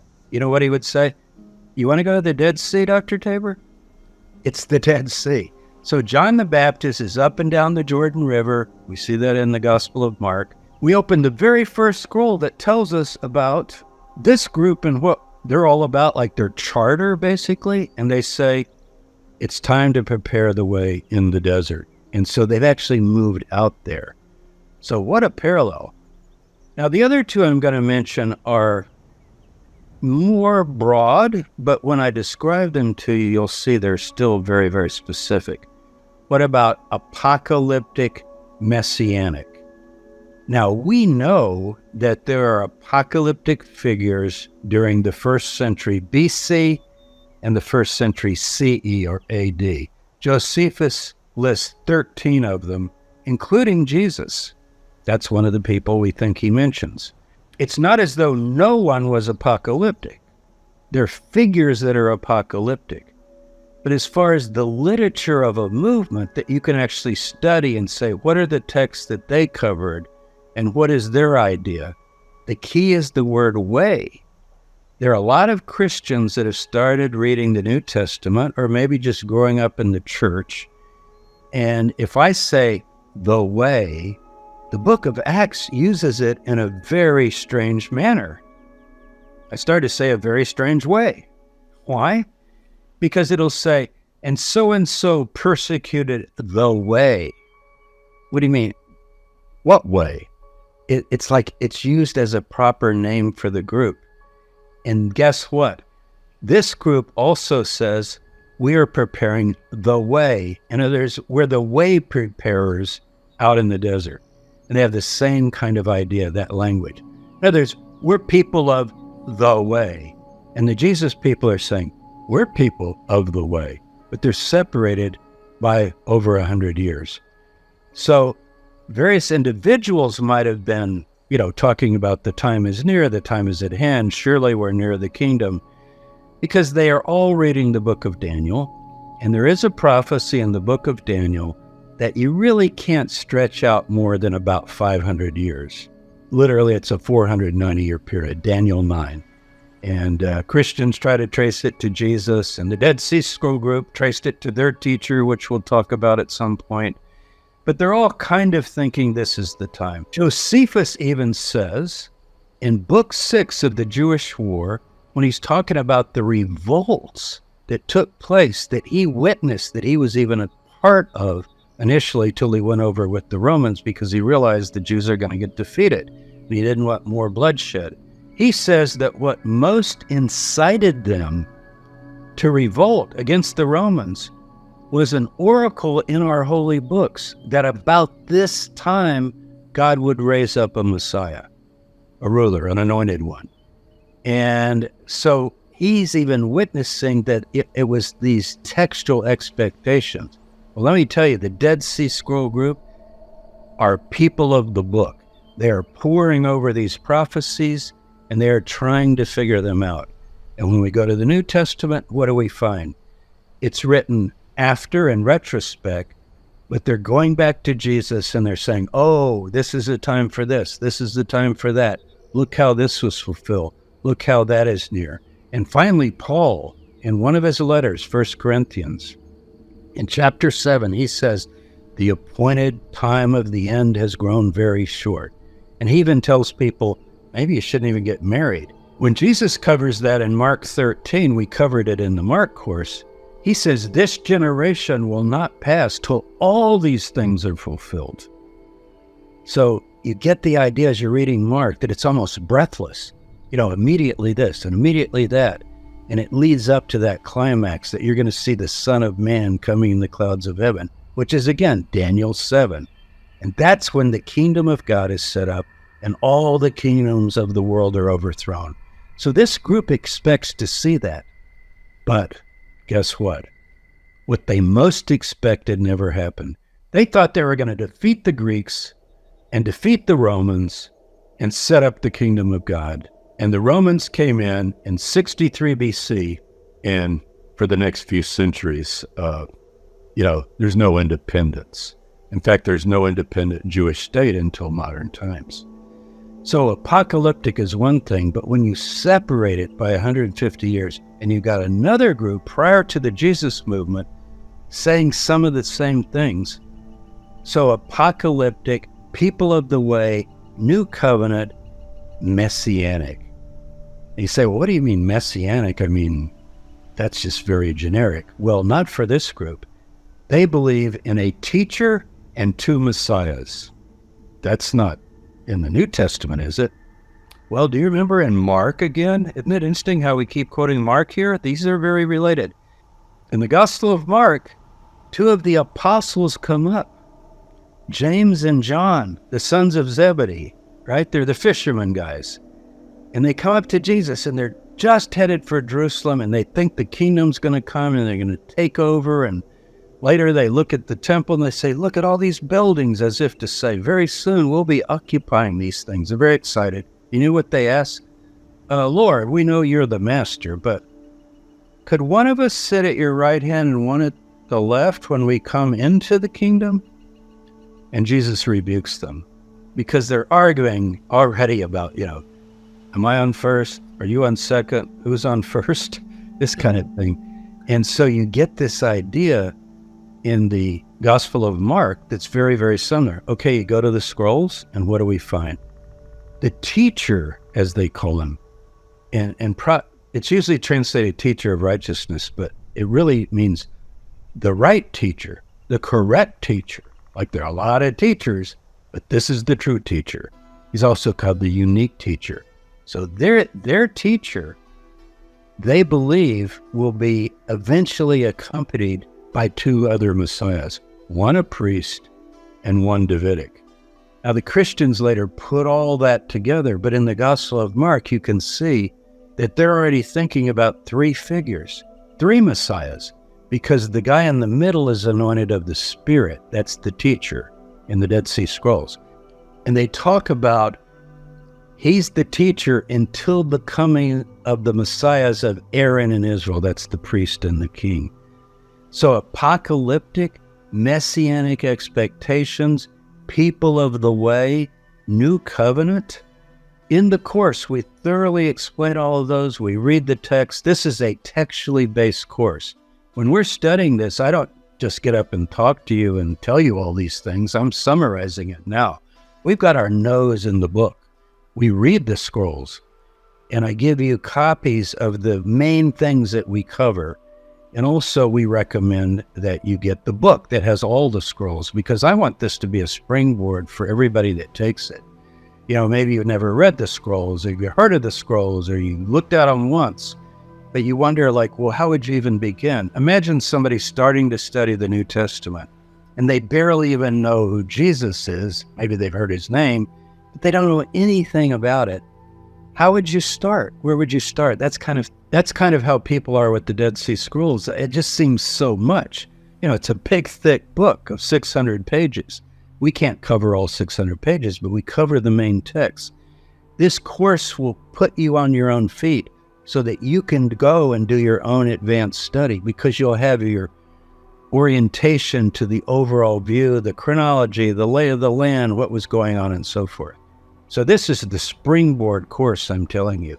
Maybe in the future we'll do like Dead Sea Scrolls 2 for the advanced people, who knows, where we can do all kinds of things with that. I've been working on these scrolls for like 40 years, and there's just so much, and I put a lot of it into the course in a summary way. This course is a college level course.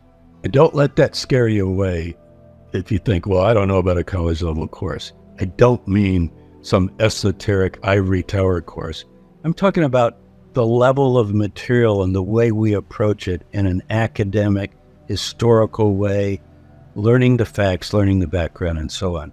So just with those 4, Derek, I think we've already got a pretty tight case. You know, here's the Dead Sea Scrolls. I got my 4 fingers here. And here's the Jesus movement. So they're like this, and we're putting them together, and all of a sudden we go, wow.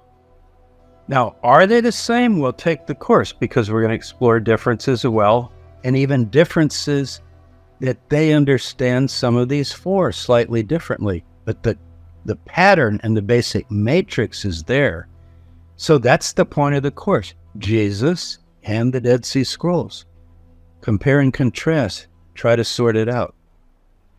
I hope that people sign up because they have questions just from watching this. I have questions talking with you now that I know that we could cover during a Zoom call. That's the other advantage about taking the course, is we'll be able to talk with you in a Zoom call, very personal, one-on-one kind of thing. Well, it's a big group, but you know what I mean? Like, it's not just you lecturing. Yeah.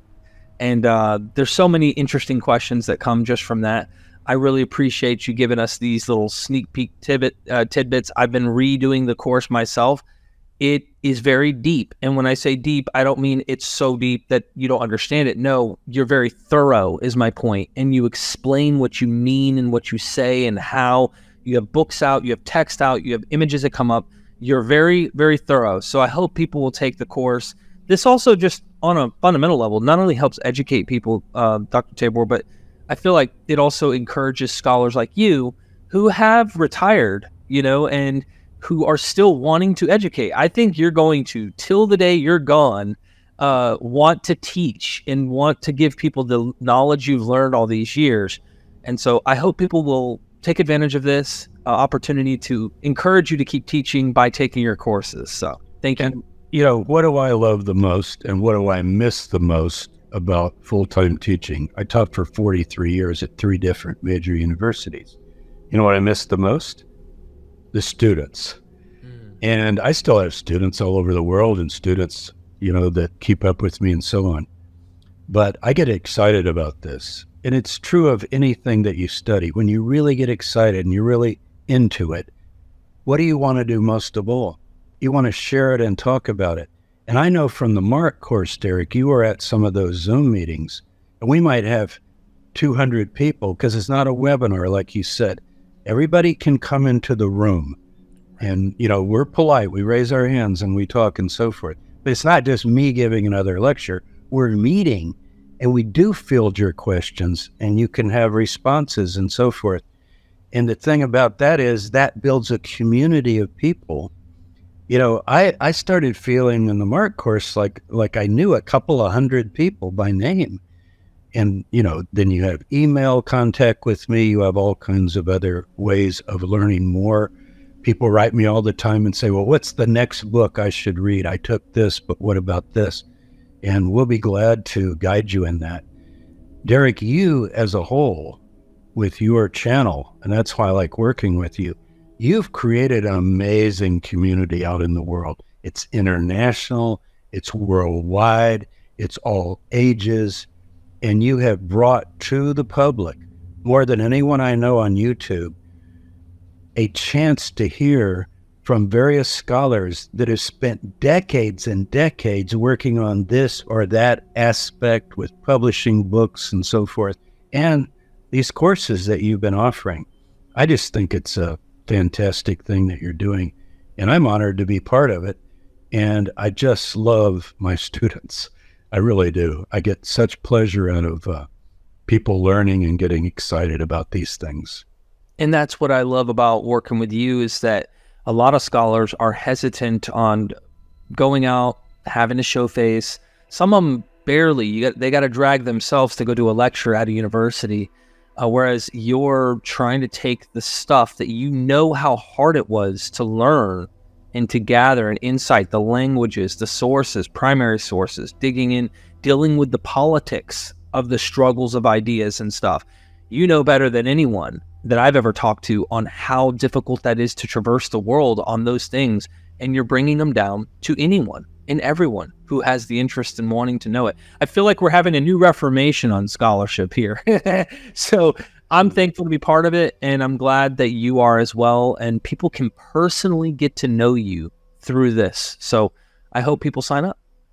Yeah, and one thing I'll add to that, there's a big move in the universities for what we're calling now public scholarship. I was chair of a department for 10 years.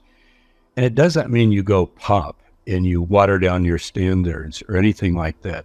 But more and more universities are encouraging faculty to go to the scholarly meetings, to do the academic papers, but to also speak to the public, do radio interviews, do television, speak to large community groups. And I'm seeing that more and more with all of my colleagues. And I think it's just a wonderful move. And YouTube is part of that. It's a big part of that. There are a lot of amazing things on YouTube now that did not even exist 10 years ago. I think it's really exciting. And to keep that going, people who are signing up are helping that. So just thank you to the viewer as well. And James, thank you for your time. Thank you, Derek. Professor James D. Tabor, Jesus and the Dead Sea Scrolls course. We really hit it off in this last top 4 parallels to Jesus and the Dead Sea Scroll community. However, you sent me this list with 4 more parallels, and I said, how did he say those are the top 4? And then these look like the top 4. I don't know which ones are the top 4 at this point. Can you help me? I did that on purpose. I do it all the time with my students. Here are the top 4, here are the top 5. And then I go, actually, here's some others. And I guess we could vote on them at the end. Everybody that takes the course will decide what are the main connections or parallels between the Jesus movement and 150 years earlier, the Dead Sea Scroll group. So let's look at another 4. And Derek, I'm going to back up and say these are the top 4, okay? But I'm not going to say the others weren't the top 4. Maybe we're going to have the top 8 for all I know. But anyway, let's take 4 more. Now listen to this. This is amazing. Last time we did apocalyptic, messianic, preparing the way in the wilderness, and new covenant. I mean, who would deny that those are pretty top, right? But listen to these, and I'll give them to you one at a time. Children of light. When this group writes about themselves and describes themselves, they use this very unique phrase, children of light. They also talk about children of darkness. Now, it kind of, you would think, would be a common metaphor in the Hellenistic, Greek, Roman, Jewish world. It turns out that we don't have parallels to that phrasing anywhere else. We have rabbinic literature, we have the Apocrypha, the Pseudepigrapha, all sorts of Jewish Christian writings. The only other parallel, besides the Dead Sea Scroll group, is the Jesus movement.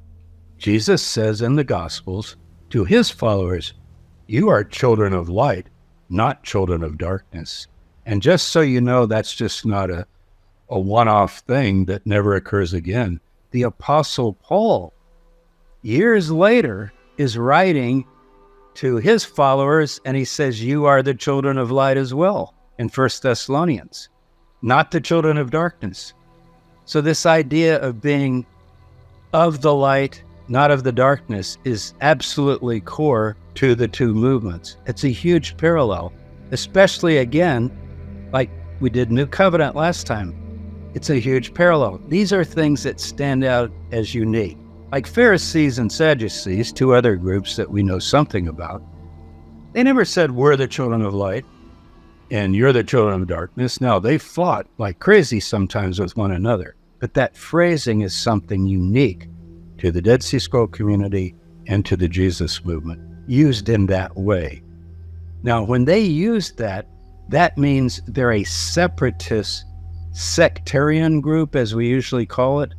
But if you open up our earliest gospel, I'm going to mention the Gospel of Mark again. Many of your viewers took the Mark course, and they know this very well. What is John the Baptist doing as he preaches in the wilderness, preparing the way? It's to separate out a group of people that are prepared for the end. And those who don't prepare are going to be cast into darkness. I know that's a little rough, but it's all the way through the Gospels. There's this dichotomy. After all, John says things like this: the axe is laid at the root of the tree. You picture somebody cutting down a tree. And every tree that does not bear fruit is cut down and cast into the fire. That's our friend John the Baptist preaching out in the wilderness. So that's certainly a major parallel. But with that, how do you become a child of light? What do? You have to change your inner self. Some people call it conversion, but we use conversion more today, like change religions. But it's the original meaning. It's evangelical. It's basically the idea that you've heard the good news of the kingdom of God is near, and you respond to it, and you repent of your sins. That's how you join the group. And then you undergo an initiation. They don't call it baptism because that's a Greek word, baptizo. They're writing in Hebrew and Aramaic. They use a Hebrew word that means to dip or to plunge, to immerse. Immerse is a good word. So John the Baptizer is John the Immerser. Well, this group is a water immersing group. They're very near the River Jordan. They also are at the Dead Sea, and you can immerse yourself in the Dead Sea. I think you've been in the Dead Sea, Derek. You got to keep your eyes shut, but it qualifies as ritual purity under the laws of Judaism. Any body of water in terms of fresh water flowing in, which happens at the Dead Sea. Also, any lake. But you know what you find at where the Dead Sea Scroll group lived and hid their scrolls in the caves around? They have ritual pools of immersion. They have more than half a dozen of these pools. Some are for collecting water because they're living in the desert. Huge reservoirs that are many, many feet deep, but also pools with the steps. They call them step pools that you go down into the water, you immerse yourself and come back up clean. That is the normal immersion within Judaism. It's called a mikvah. But this immersion that they talk about in the community rule, that first document that we study in the course, it talks about people repenting and changing their lives inwardly and then being immersed in water as an initiation rite into the community. There's before that, you're a child of darkness, you repent of your sins, you come into the group, and you become a child of light. So those two kind of go together. You talk about children of light being immersed in water, joining the group. Now this group's pretty strict. You don't do this fast. They are very, very rigid with their rules and their interpretations of the Torah. I'm not going to go into the differences too much because I want to do the similarities. But you know, Jesus did say in some of our texts, "Come to me and take my yoke upon you," which means my interpretations of the Torah. The rabbis call it the yoke of the Torah. You're bearing the Torah, you're practicing the Torah, the Jewish law. And he says, my yoke is easy and my burden is light. Well, this group is not easy and their burden is heavy. And in fact, Jesus probably is aware of this group because they last right up through his life until the destruction of Jerusalem in 70 AD. And we're going to point out all these similarities, but remember, we're also going to do a comprehensive study and point out the differences. But the fact that you get in the group by immersion, you become a child of light, that's the parallel. Now here's a huge one. Maybe we should make this number one. At the end, we can discuss what's number one. They follow a teacher, and they call him the teacher, capital T, and he's called the, usually translated in English, teacher of righteousness. But you know what it really means? The true teacher. the unique teacher, the right teacher, not one of those other teachers that would lead you astray. So this group believes their teacher is the one to listen to. Get these texts all the way through the New Testament. Christians today read them as if it's about salvation and heaven and kind of the Christian faith. But this is a Jewish thing. When Jesus claims to be the way and the truth and the light of the world, you see that he's using this language from the Dead Sea Scrolls. And so the teacher that they follow, they believe is the right teacher as well. But once again, he's 150 years, give or take a few years, ahead of the time of Jesus. What do they say about him? Here's the main thing they say about him, that you will be saved in the day of God's judgment by your faith in the teacher of righteousness. They actually say that. And by your suffering. Talk about a parallel. To have faith in your teacher. And then they further say in the scrolls, this is in the Habakkuk, the book Habakkuk in the Hebrew Bible, they write a commentary on it, and they explain all the things that they think it means for their day and their time. And they talk about the teacher coming, and they say to him, God has revealed all the mysteries of the prophets. And you go to the New Testament, and what does Jesus say in several of the Gospels? It is written of me. And he gives these interpretations of prophecies. Like in the Gospel of Luke chapter 4, he reads a text from Isaiah 61. And then he says, this day this is fulfilled. Now, whether that's a historical Jesus or not, whether it's what Jesus' followers said he said, we don't have to worry about that in this course. We're not trying to separate what is the historical Jesus and what it isn't. What we're saying is we have literature from the Jesus movement in our New Testament Gospels, and we have literature from the Dead Sea Scroll group in our scrolls, and they're both describing their views and ideas about their teacher, and it's very, very similar. They also say, and this will really blow you away, our teacher is a prophet like Moses. A prophet like Moses? How can you have a prophet like Moses? Dr. Tabor, wait. As you were talking about the teacher like Moses, you had fireworks literally just glow I on. saw that, and I thought you did it. No, I was. You are not kidding me. Well, what is it? I'm not playing. I'm not pulling. Like that literally randomly just happened. Derek. I think you're kidding me. I'm not. I This swear. happened to me once before, and it was not a dramatic moment. And I think it might have to do with these programs and the way my voice kind of maybe bellowed out or something. I don't know, but I think it was a sound thing. Maybe you're using StreamYard. Maybe StreamYard does that. I don't know. Maybe you're a prophet like Moses. I don't know. I'm just, That was pretty cool, though. Leave that in. People will enjoy that. Okay. I swear we did not do that.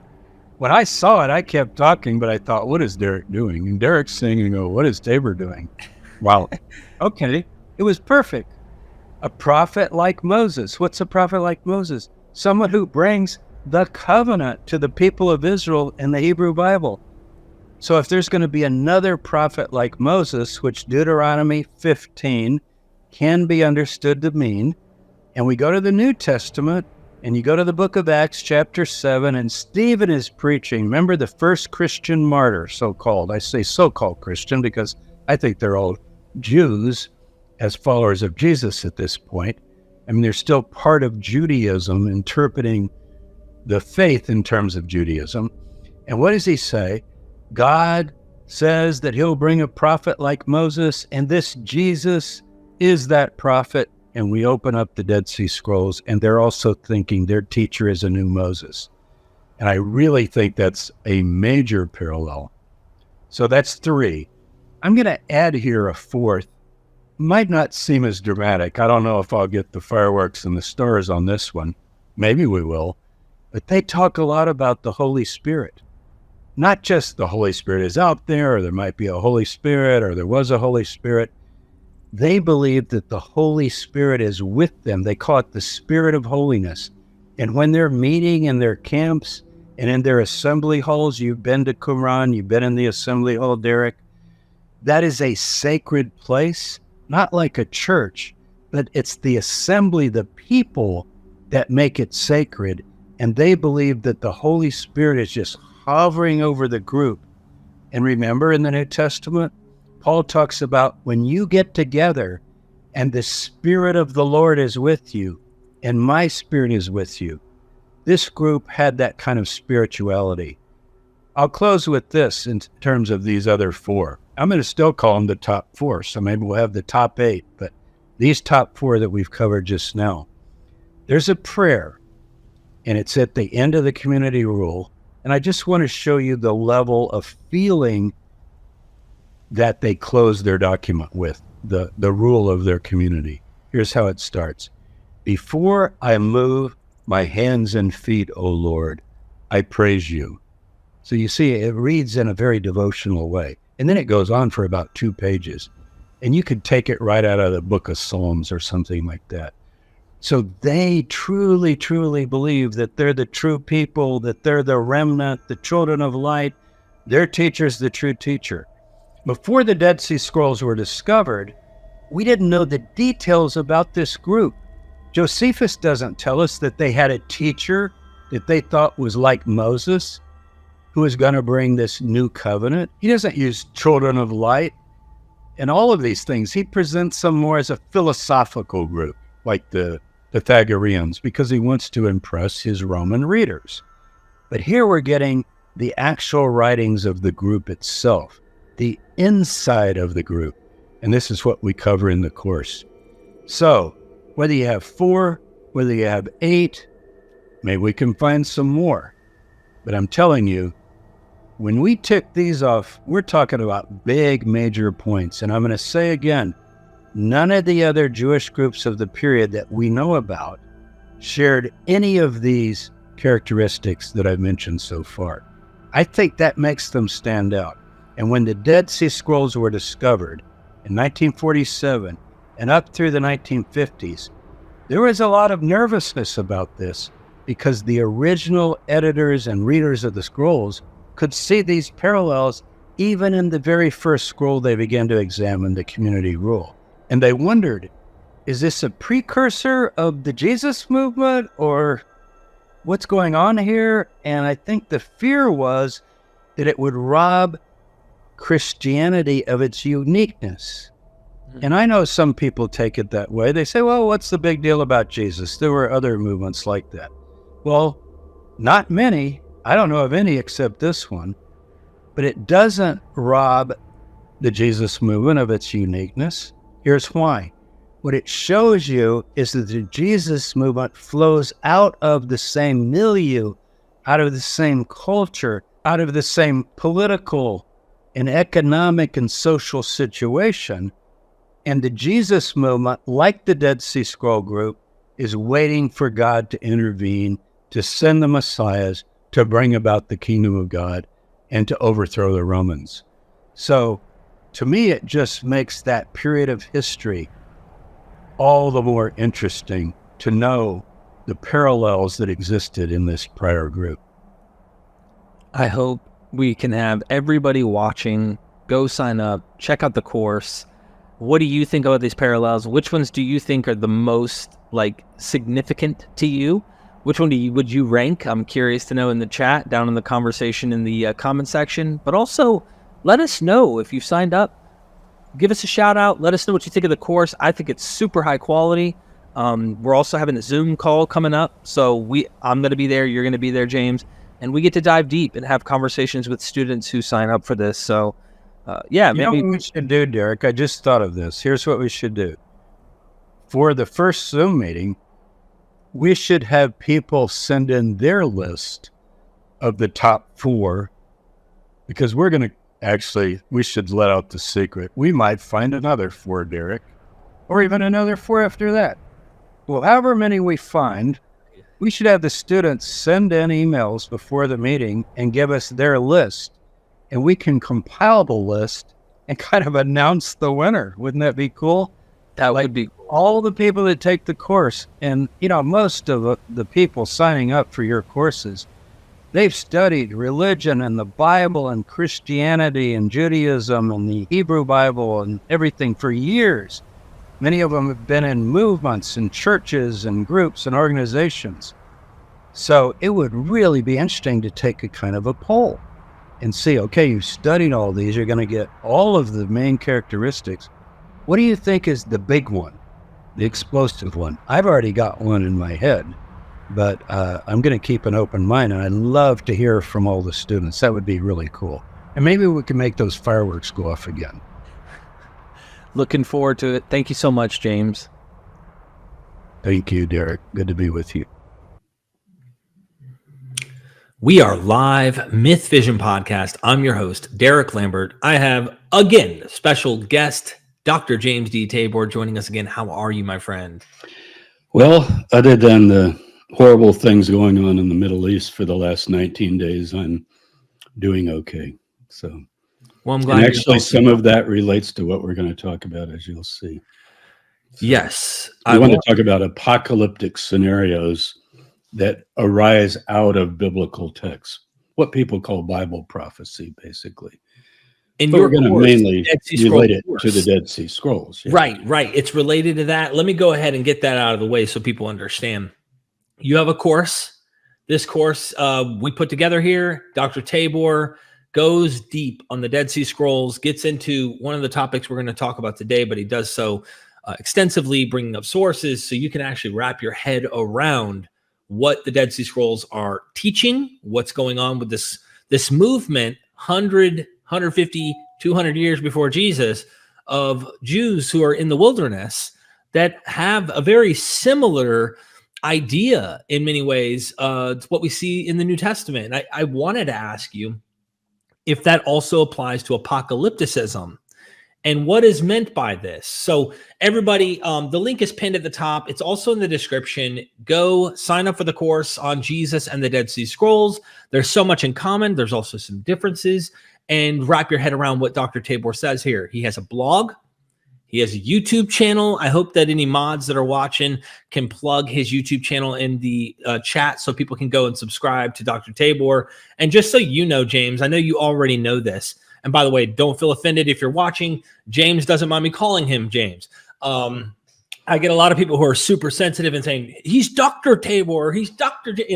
Trust me, he'd yell at me if I kept doing How about Your Royal Highness? Should we go to that? Exactly. So my there's students YouTubers call me out there. Dr. And I've Tabor, talked with these Professor Tabor. YouTubers in the past. I'll probably do some deep dives dissecting some of the sensational, fear-grabbing nonsense that I find among Christianity and those online that are pushing the end times are happening now. Like, is the Israel conflict a sign of the end times?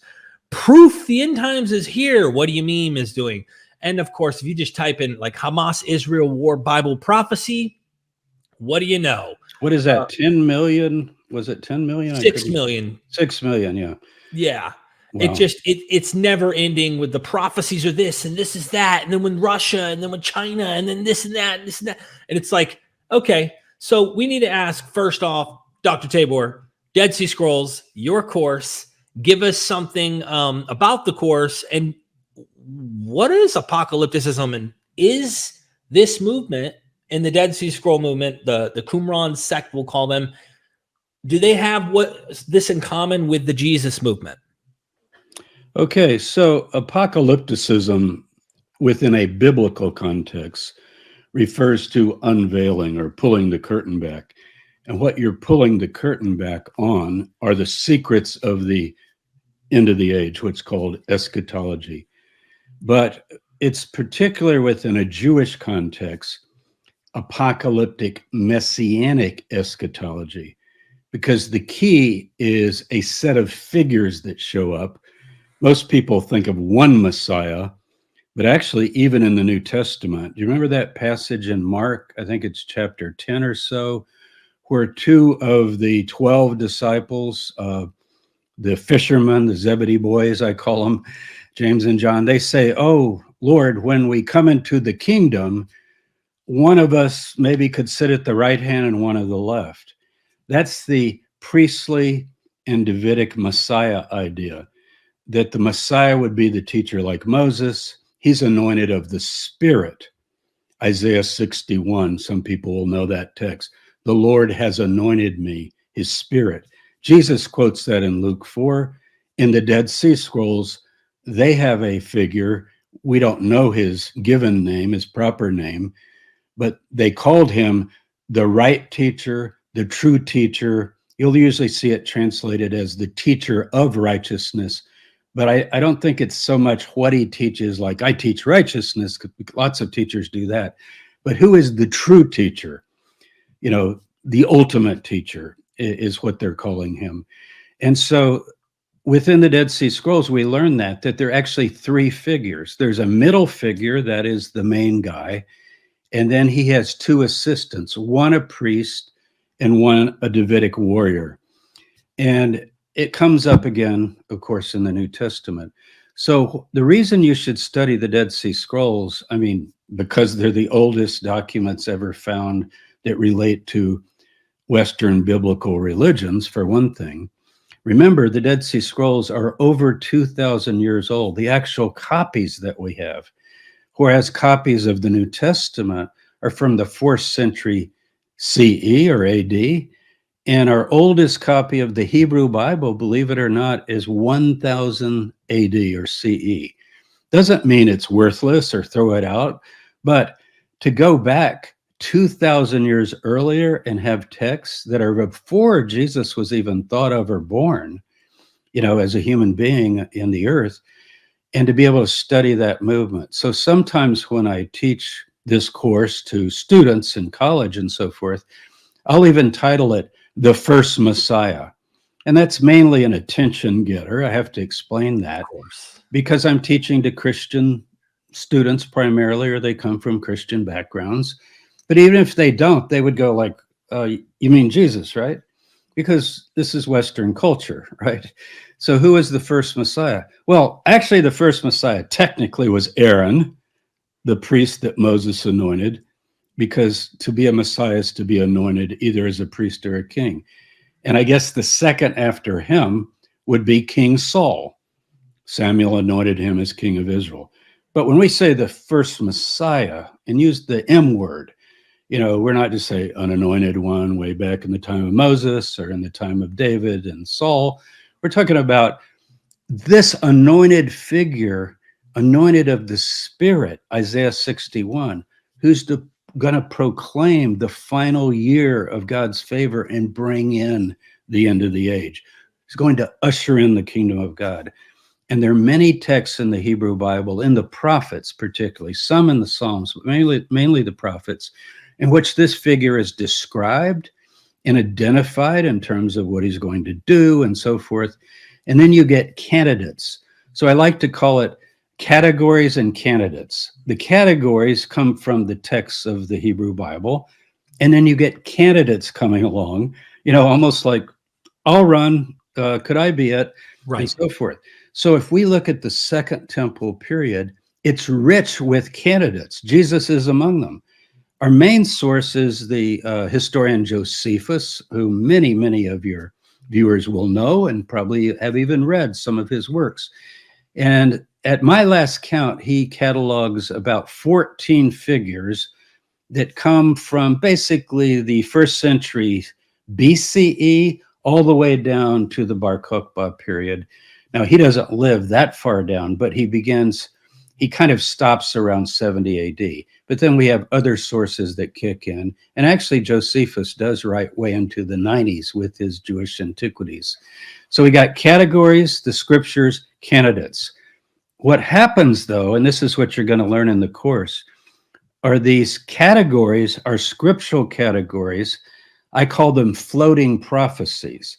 A good example would be Isaiah 2, well known.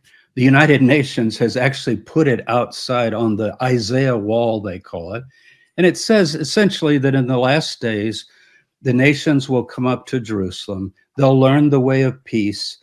and nations won't lift up sword against nation. There'll be no more war and so forth. Well, how would I plot that if I was wanting to know, are we near that? Are we getting near? What are the signs? That's the apocalyptic side. Well, there's no way. It's a floating prophecy. You know how it begins? In the last days. Well, okay, so that kind of prophecy, these kinds of prophecies that I would call kind of set pieces, they often are just out there, and when somebody thinks the end is near, they kick in, so to speak. Now, some of them, though, get specific. For example, the day of the Lord is coming when I will gather all nations against Jerusalem. Okay, that's not an exact quote, but it's Zechariah 14, Joel 3, Zechariah 12. This idea, Psalm 83.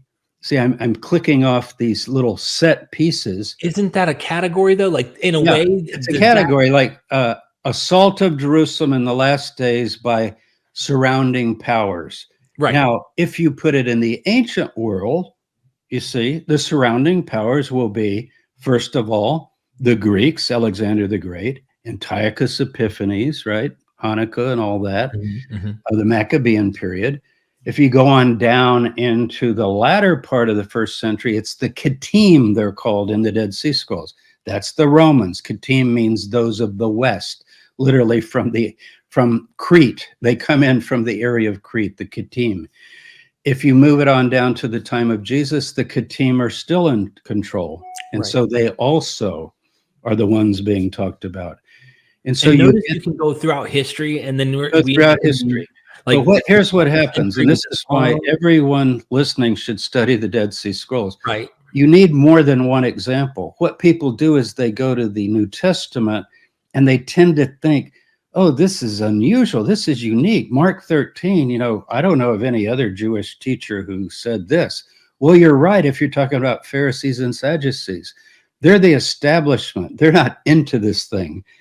But look, with the Dead Sea Scrolls, and by the way, we don't have any writings of Sadducees or Pharisees from this period. We have later traditions and references to them, primarily in the New Testament. And then we have the Mishnah, which is getting into the 3rd and 4th century AD. But imagine discovering the library of a Jewish apocalyptic messianic sect 150 years before Jesus that did let's call it a trial run, because it didn't work out to be the end, right? They thought they're going to defeat the Kittim, but they quote all of the texts that the New Testament quotes having to do with this. For example, Jesus says, in those days there will be great tribulation, such as was not from the beginning of the creation and never will be again. Well, it's quoting Daniel 12, verse 1. A lot of people know that. That's your floating prophecy. Right. So, okay.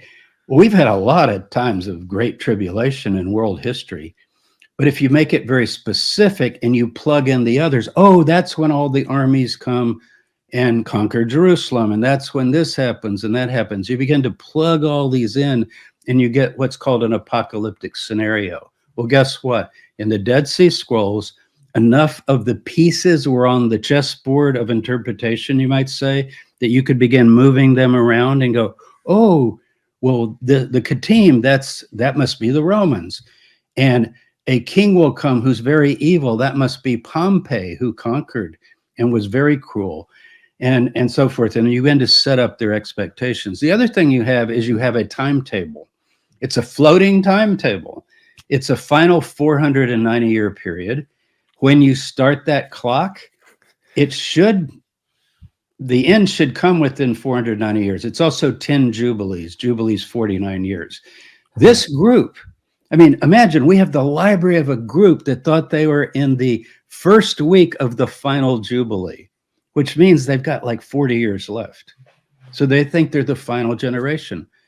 So to have their library from that time and to be reading these texts, got a copy right here. This is the book that we use, Gaze of Ermish. It has a different cover now, but it's the same book. Now, we don't read all 683 pages, believe me. But you know what? We actually read a significant portion of the important scrolls that particularly will relate to this question of Jesus and the Dead Sea Scrolls. So it's like, you know, a trial run, a precursor. Well, then you're going to learn from that, because you're going to find out. Like, let me just throw out a couple quotations and we could play a game. Now, you will know this, but lots of people want, strike the shepherd and the sheep will be scattered. That's Mark 14, I think, when Jesus is walking in the Kidron Valley to the Valley of Gethsemane, and he's warning his disciples about the end. Really? Yeah, it's there. I can show you a text that has that 100 years before, talking about the teacher of the Dead Sea Scrolls. Right. And it's in what's called the Damascus document. They've lost their teacher. He was killed by a wicked priest. Jesus was killed by a wicked priest.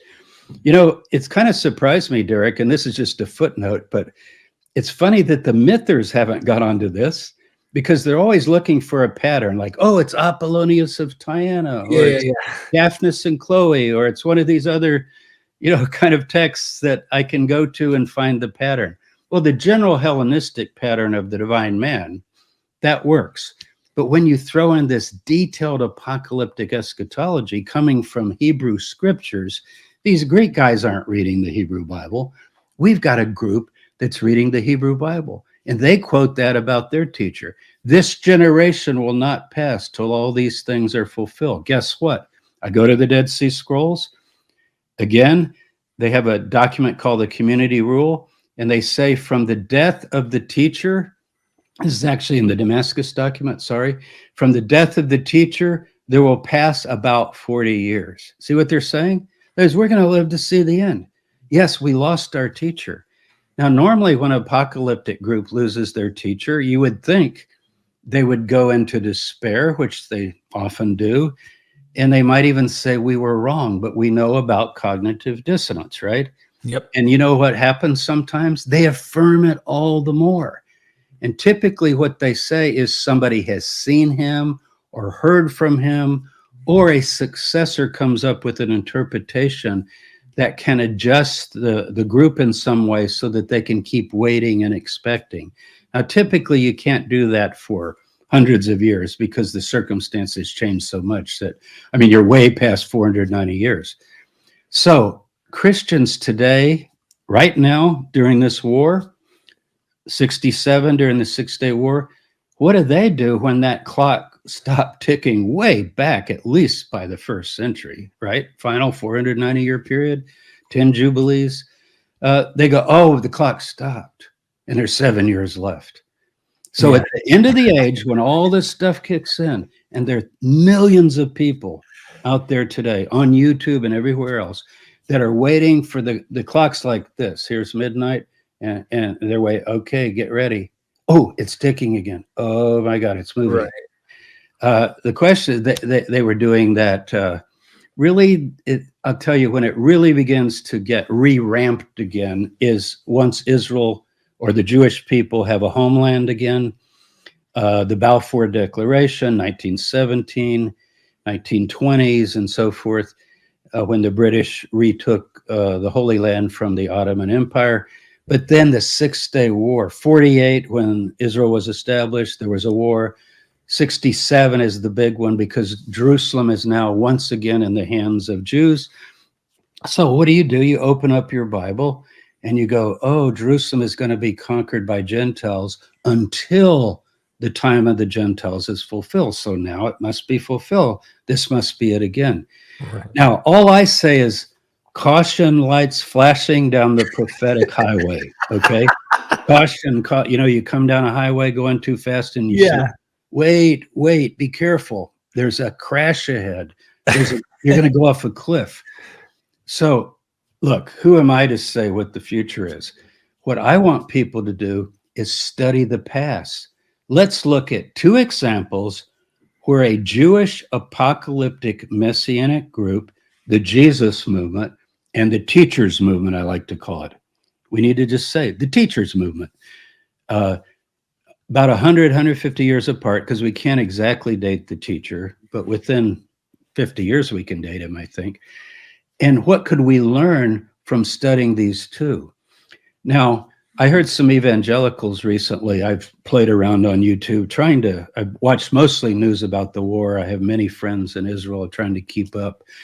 And I have, Muslim friends, Jewish friends, Christian, Arab friends.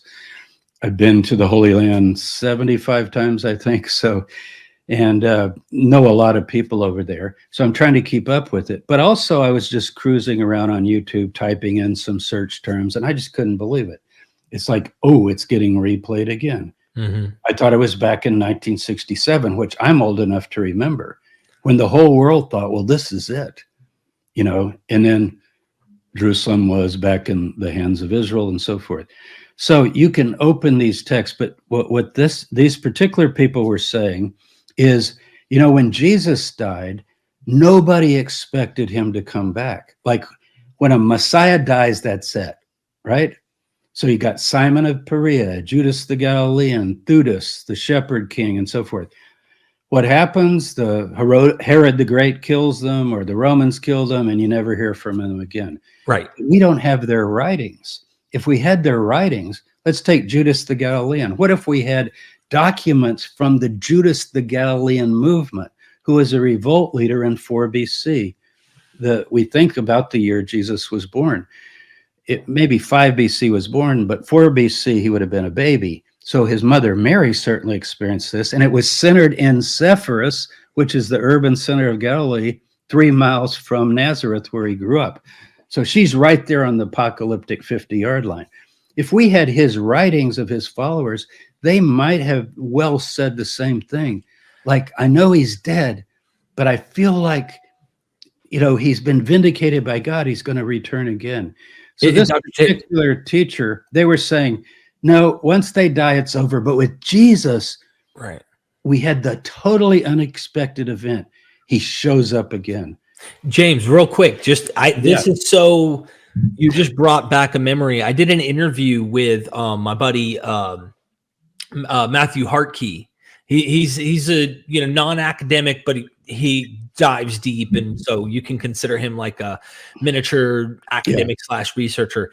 And he was looking at N.T. Wright and some of the other claims, mainly N.T. Wright, who was trying to make this point. No one ever, we hear this often, no one ever, they didn't think they were alive after they're dead. And they give these examples from Acts. We all know the famous Theudas and this and that. Yeah, right. That's what this guy did too. He quoted Acts. And he said that an early church father, I can't remember if it's Origen, who was one of the early church fathers, they wrote in their commentary in the Gospel of John chapter 4 with the Samaritan woman. He wrote about, and we only have this, we have nothing else. There's a section where he puts in the commentary about a messianic Samaritan claimant that we would not know about if it weren't for this mention by this church father, who said that his followers said he's still alive to this day. And most academics place this guy a century earlier, around the 1st century period, and yet his claimants say he's still alive to this day. Yeah. Oh, look, I know it's the pattern. What I study most, I study ancient Judaism, early Christianity. Right. But my focus is apocalypticism, and particularly biblical apocalypticism through the ages. So the Dead Sea Scrolls is my springboard for getting into that. And I can tell you that the pattern is the opposite of what these people are saying. The pattern is, when a charismatic leader dies, the group almost invariably begins to believe that even though he's dead, yet he lives. Now, this can manifest itself in appearances, in apparitions, in dreams, in visions, even in some cases claims that someone has encountered this person. Mm-hmm. Now, this is universal. I mean, look at Apollonius of Tyana. We always mention that as an example.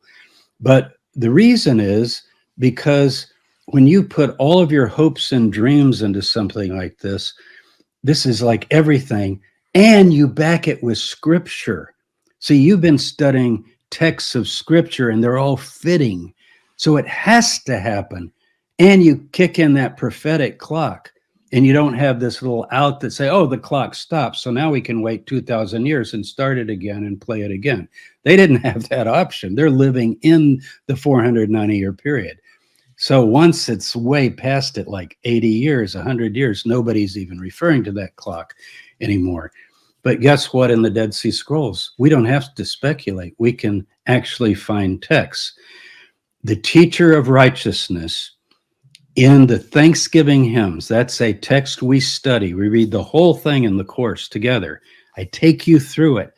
I guide you, just like I'm giving you a commentary like a Bible teacher would do with the New Testament. I take you through the Dead Sea Scrolls, and it's hymns, Thanksgiving hymns, but number 10 through number 17 were actually written by the teacher. You know what he says? He applies Isaiah 53 to himself. He does. Now, did the followers write that after and say that he said that? That's possible. Some people think that about Jesus. Right. You know, when Matthew says he bore our sins and like a lamb led to the slaughter and so forth. Or Paul, Christ our Passover sacrifice for us and so forth. But we think the teacher wrote it because he's reading that text and he's thinking, that's me. I mean, I'm the one who's like the suffering servant leading Israel back to God. But what happens in Isaiah 53? He's despised, rejected. He makes his grave with the wicked ones. It's plural in the Dead Sea Scrolls, by the way. We have a different copy of Isaiah that they used. And I will highly exalt him. Well, if you highly exalt somebody, guess what? That sounds kind of like resurrection of the dead. Right. I don't think in the early Christian movement, now this will surprise people who don't know my take on this, I don't think anybody was reporting a resuscitated corpse for quite some time. I think they were reporting sightings and visions initially. And I base that on the earliest and only first-person account we have, and that's the Apostle Paul. And as you know, in 1 Corinthians 9 and 1 Corinthians 15, when he's asked, after saying, he appeared to me, I've seen the Lord. Well, what kind of a body? And he says, well, it's glorious, it's immortal, it's indescribable, and all of you will have that body too when you're raised.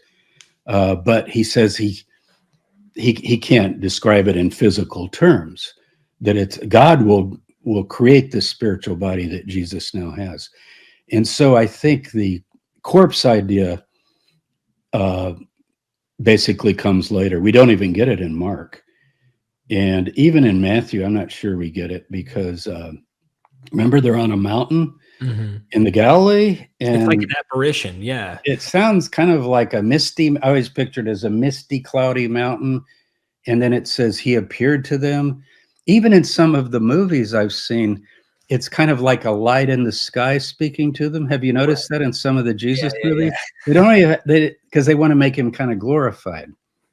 And then they hear a voice and he says, go into all the world and preach the, and they think, and then, but then Matthew has the honesty maybe to say, but some doubted. Right. So that's among the 11. It's the 11 left after Judas is gone. So by studying the Dead Sea Scrolls, we can begin to see, for example, they say, this is the time for preparing the way in the wilderness. That's my favorite. Isaiah 40, verse 3. This is the time. Okay. 150 years later, John the Baptist. This is the time for preparing the way in the wilderness. Quotes the exact same verse. Now, I'm not just saying, oh, look how stupid all these people were. They keep applying this and they're all wrong. That's not my point. My point is an apocalyptic messianic movement of any time or period that relies on these texts. You need to say almost like buyer beware. Don't go for it necessarily until you've got a little history under your belt. And I think we're in a time now of, look how the world is divided. We've got Russia and China and the Ukraine, and we've got the democracies against the totalitarian regimes. We've got divisions in our country between the Republicans and Democrats. We're in apocalyptic times. We've got climate change. We've got all these things, economic possibilities, doomsday weapons. So, of course, you can open these books and say, well, this has to be it. But just remember, people in the past also thought this has to be it, Yeah. because they too could tick off the things that were happening. So James, I would, even if somebody's listening and they think, well, Dr. Tabor, I think it fits more today, and these people, you know, they just thought it was and it wasn't. Well, that could well be true, but it still makes sense to learn from the past, okay? And we should look at how these have been interpreted in the two examples that we have. And these are the only two examples we have from the ancient world: the Dead Sea Scrolls and the Jesus movement. It's like we got the New Testament and we've got the Dead Sea Scrolls. right.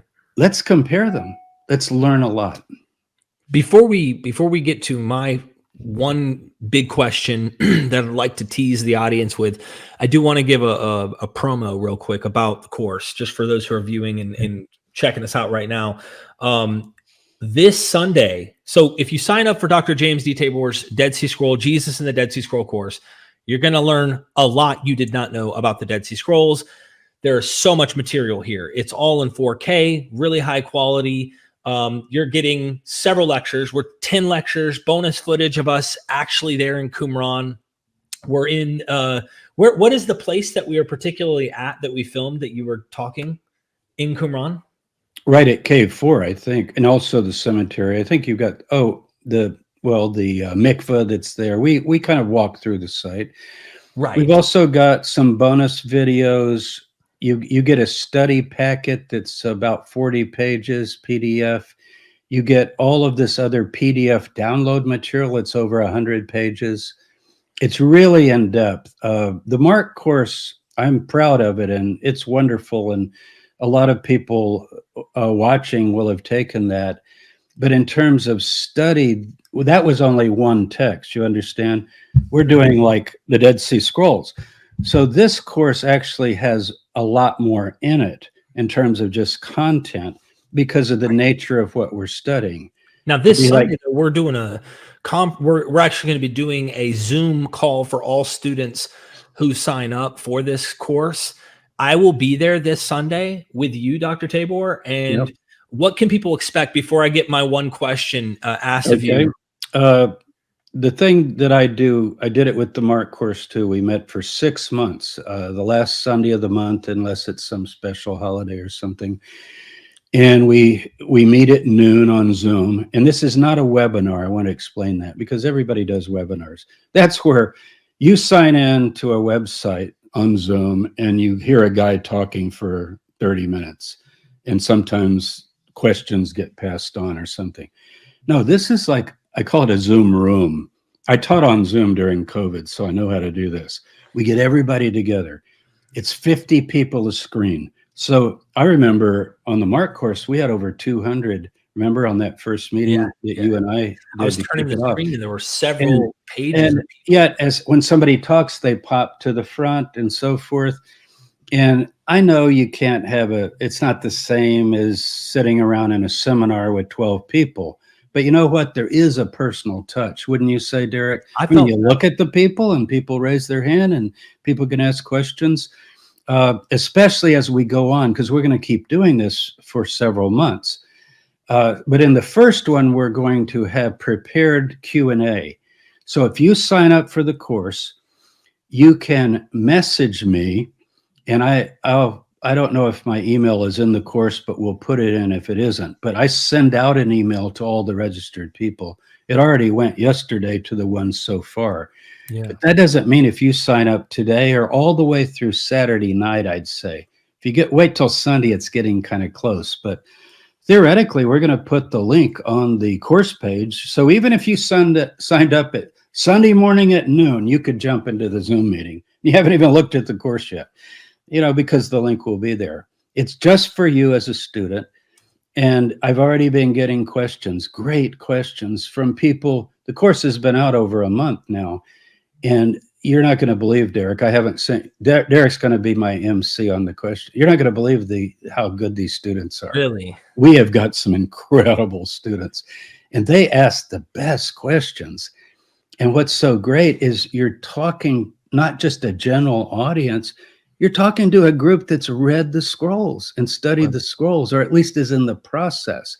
And then as we go through subsequent months, I get to know you, and people keep sending questions, and we kind of form different kinds of, the Dead Sea Scrolls called it the Yachad, a kind of a group, a community. It's sort of a community of people studying the Dead Sea Scrolls.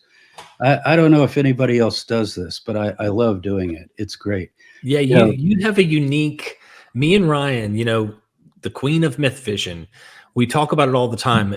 You'll send these messages as me and her at the gym in the morning, trying to get our exercise, trying to look good and fit, and you'll send these messages, and I'm like, James is very unique. I mean, we have several scholars, who participate on MVP courses, and you're unique. You want to connect and stay connected, keep the family tight. So I really do appreciate that about you, because I know a lot of people appreciate that. It's something about having that sense of community and being connected and learning directly from a professor such as yourself, who's been teaching over 40 years. You've been doing this stuff for a long time.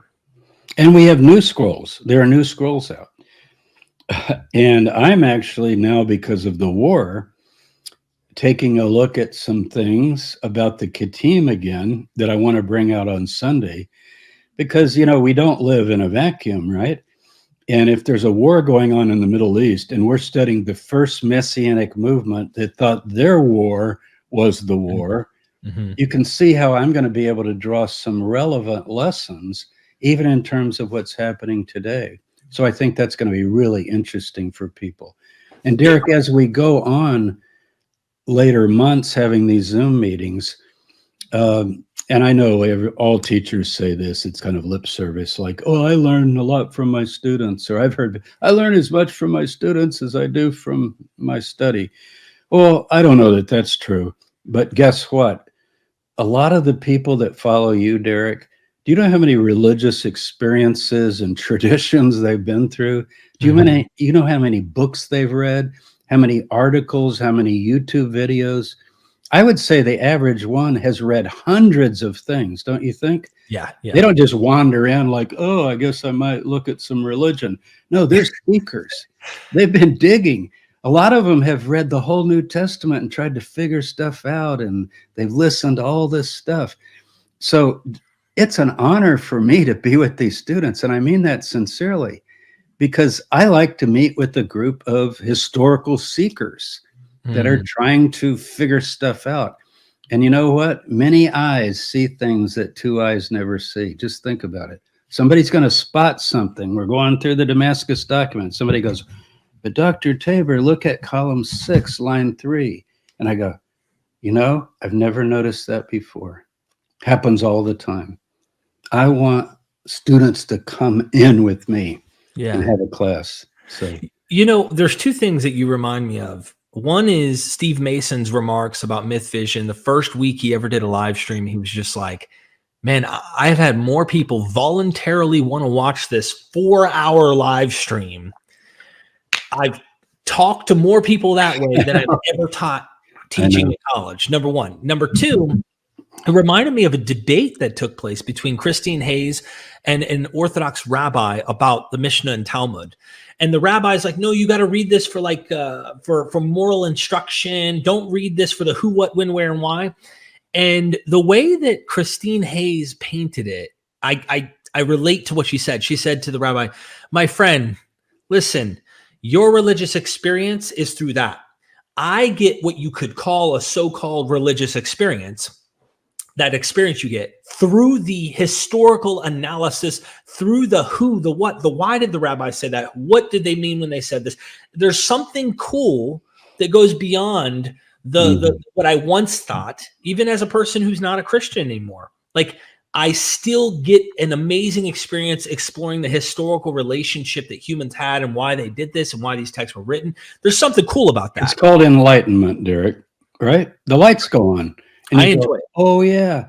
Maybe you've only studied the New Testament, and then you're going to read these scrolls, and constantly you're going to say, oh, my God, I had no idea. This has already been thoroughly discussed. Now, it might sound like we're both saying the scroll movement and the Jesus movement are the same. No, we go into the differences.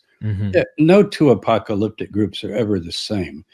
And even the Jesus movement. I mean, is it monolithic? Are you kidding me? I'm not sure Paul even liked Peter and James.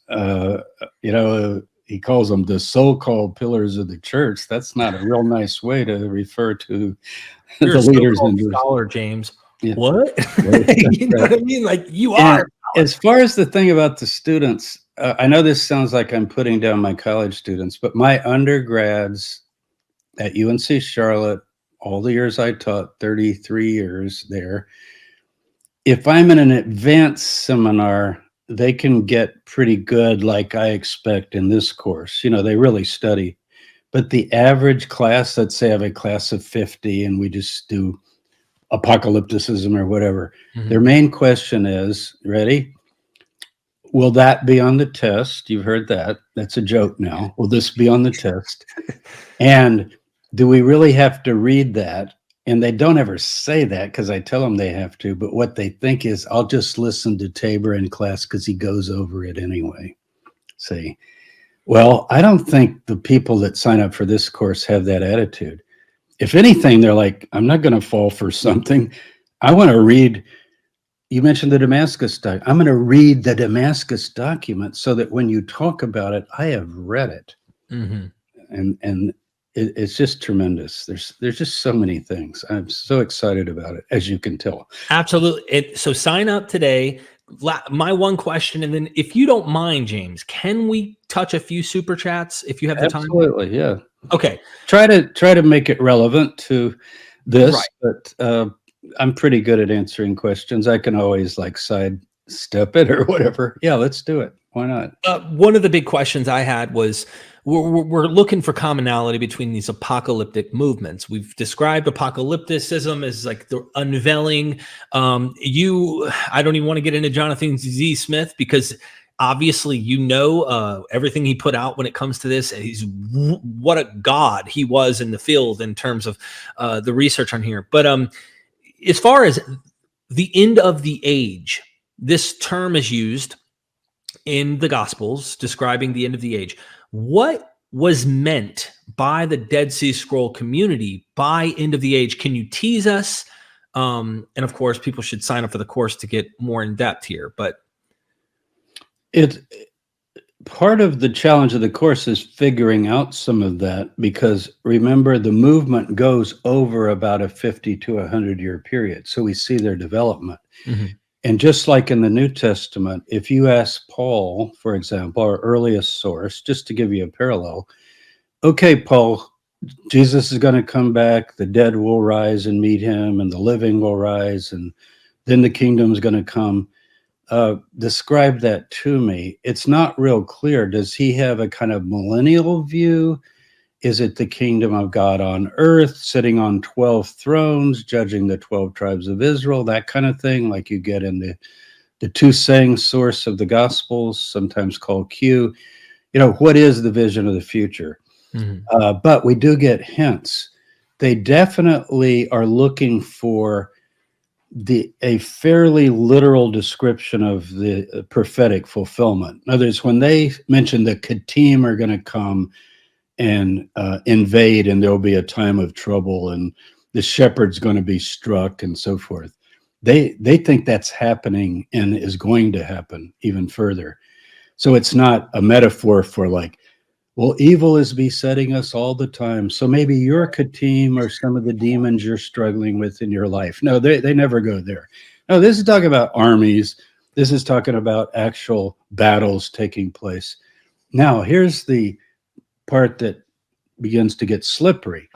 If I'm a messianic figure, like I think Jesus of Nazareth was, and I believe pretty literally in, sitting on a throne and all the nations gathered in some sort of a judgment and so forth, the way the prophets describe, like Zechariah 14, and Jesus quotes Zechariah 14, in that day there'll be no traitor in the house of the Lord, Trader. What does he do? He cleans out the traders, right? The people, the money changers.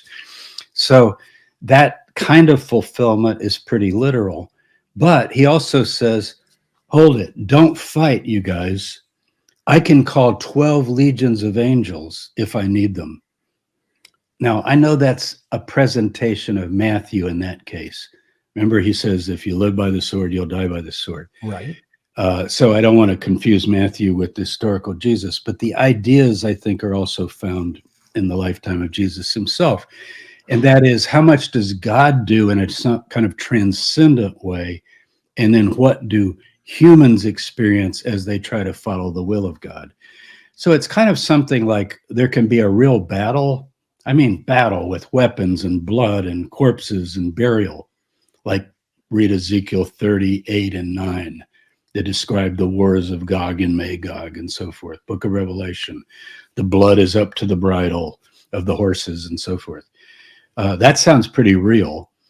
And I don't think that's talking about the threat of evil throughout history and some allegorization of that. I don't think the writers of the book of Revelation meant it that way. But on the other hand, Jesus probably expected in the future, those Katim have to be defeated. The earth doesn't disappear, right? And the Romans just don't go away. So there is this idea that the suffering that Jesus began to anticipate is a redemptive suffering. Paul had the same idea, right? And there's you turn the other cheek. It's the ethic of not so much people call it being a pacifist. It's really not a pacifist. It's more vengeance belongs to God, not to me. And my job or my role is to submit to the will of God. And that's what Jesus does according to the Gospels in the Garden of Gethsemane.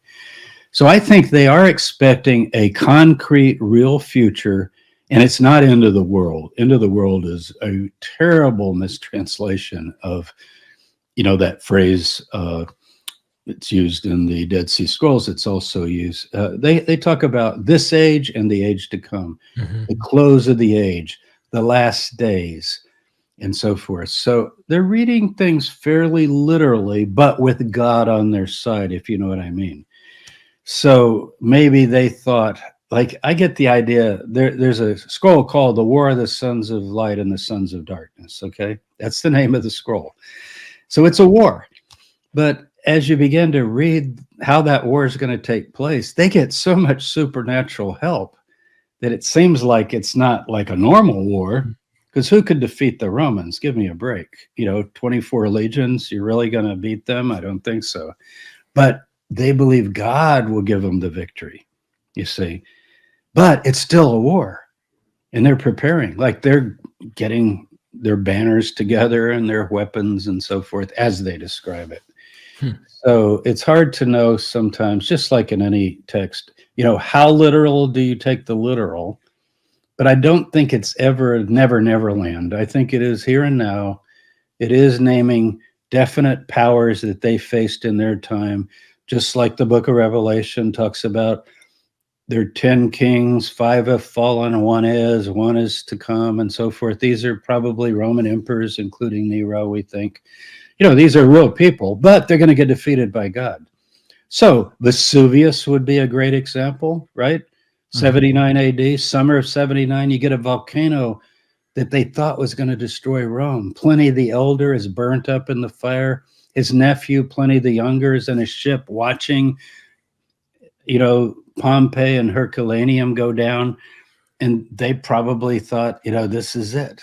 Everybody's been predicting the final judgment. Read Revelation 19, Derek. I think we did a show on this once. Revelation 19. No, I'm sorry, Revelation 18. 19 is when it's all over. Read Revelation 18. The city's burning, the ships are in the harbor, they're crying, oh, great Babylon, all of the trade and the whole world, that kind of thing.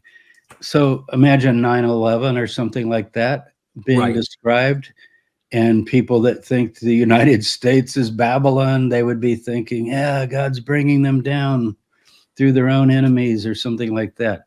But I mean, you still have to wake up in the morning and decide whether to make coffee or not, or what. You're not in never land, so to speak. So I don't know if that addresses it, but there's a lot. Yeah, there's a lot. I think there's eternal life. They do talk about being back in an Edenic state of some type, but they never talk about flying off to heaven or anything like that. So yeah, It's one of those interesting things. I came from the preterist background, but let's get to super chats because I'll never get to people's questions here if I don't. Let's go for it. Okay. Constellation Pegasus, thank you so much. Yesterday you super chatted us and we were tearing just like Jesus. So here we are today. Any topic ideas for any courses in the future? The way I understood this question, James, is we did Mark, we did Jesus and the Dead Sea Scrolls. Yeah. So you want to tease a few of our for future? Yeah, I've got a bunch of ideas. I think I'm going to do one. I'm not sure if this will be the next one, but I have two in mind. One is discovering the real Paul. You know how we do historical Jesus? I'd like to do historical Paul. And that Paul's the figure I've worked on the most. I've written 2 books on Paul. You can put the links in the description. Just go to my blog, has it all. JamesTabor.com. But I think I want to do that. And that would be just like I'm teaching the scrolls in Mark. Look, for years, I've taken people verse by verse through the 7 letters of Paul, the authentic letters of Paul. I don't know anybody that isn't in a college course that has a chance to do that. And I think I'd like to do a course. We could do it probably in about 10 or 12 lessons. And we just go through the letters of Paul. That'd be really And I give you the benefit of what I've learned over the years. And then we can touch on all the issues that people bring up in Pauline studies. And I think that would be a course that a lot of people would want to take. It's sort of like Sunday school with James Tabor. Look, the other one that really got me teased, me, I came from that I thought the end of the world was going to happen as a Christian. And then I started realizing, hold on, there's certain time statements in the New Testament that make it seem like it was supposed to happen soon. Then I rationalized and became a full preterist for a while because I could not accept failure. And so anyway, later on, I ended up realizing, whoa, there's a reason critical scholars think that it didn't happen. And so the one that you really got me hype on thinking is going through history and documenting all of the apocalyptic movements that had an eschatology that failed. And just tease everybody, there's 100% success rate on them all failing. And so going through history, documenting Sabbatai Zevi, Millerites, like going way, way back in history. Yeah, apocalypticism through the ages. I teach that course already, and that's another one. A third one is I think I'd like a group to attempt with me to restore an original primitive gospel that is recoverable from the text that we have in the synoptic gospels. I'm not going to call it Q, although the Q material is part of it. But how do you go about maybe reconstructing the earliest stage of the Jesus story? Mark's our earliest finished product, and we did a course on that. But what about all the teachings of Jesus that are like in Luke and Matthew and so forth? So, and this would be an experimental course where we try to do it together. I would suggest things and we would explore them and so forth. It would have a little more of an interactive, but kind of like restoring the original gospel. All the things that people are doing on Marcion's text. We have several scholars working on that, Mark Bilby and Jason and others that are looking at some of that, Jason DeBoon, that could play into it. But like Bert Mack wrote a book long ago called something like the Q Gospel Restored or whatever. Different people have tried it. McDonald, I think, doesn't Dennis? He has his idea of some original Q document. I'd like to synthesize those in some way and try to get it down to method. Like, what methods do you use? Not just like, well, this is what I come up with and I'm going to stick with it. Right. But more, how do you decide these things? Those criteria of authenticity, I think most of us agree, that's not going to work. Mm-hmm. They're too subjective. Yeah, you've talked about those before with other scholars. Right. You think, well, there's 4 criteria we'll apply. And Crossan probably does the best job in trying to do it, but he comes up with a non-apocalyptic Jesus. So, my buzzer is going to go, nah, wait. That's what mine did. What happened? Yeah. Dale Allison is my favorite of all favorites. I think he does the best job on reconstructing the historical Jesus. Paula Friedrichsen, I think, does a tremendous job. We might even take scholars. I hadn't thought of this, Derek. We might take a set of scholars, examine what you had a course, Dale gives a course, and people maybe that took his course, we would then do a Dale Allison segment or two. Why does he end up differing from Crossan? Right. And what we might even do is talk them into coming into a Zoom later after we've all done the work. Wouldn't that be something? And they'd be so excited about it, because there would be students that have actually studied their stuff, Yeah. and then talking about, oh, wow, how do we do this? So I know he'd be down. Absolutely. Yeah. Thank you. Rochester Johnny, thank you for the support, my friend. Yesterday you were showing love and you super chatted. In case you're here, if you're not here, you might see this later. Thank you so much. Constellation again says, any book recommendations for this topic time period? This hits the stage. So I think it's the topic of a failed apocalypticism, the Dead Sea Scrolls, and we compare it to the Jesus. I have a number of. I'm not sure if he or Constellation Pegasus is that a guy or a girl. I don't want to assume. I started to say he, but Right. I'll just say the name. I know this person from many super chats in the past, but anyway, if the person means for the time period, I would probably think of something like, let's see, from the Maccabees to the Mishnah. It's a study of Judaism, and I'm trying to think who wrote it. You might have to Google it for me to see it. But that would be a good survey of the period. And that takes you from the Maccabees all the way through the Mishnah. But I can't remember now who wrote that offhand. Haven't looked at it in a while, because I usually don't go into survey books that much. For the Dead Sea Scrolls, I would say Michael Wise, The First Messiah. Tremendous book. And so as far as prophecy through the ages, there are quite a few. Probably the best thing is the Oxford Handbook on Millennialism, which is a big, thick encyclopedia type book.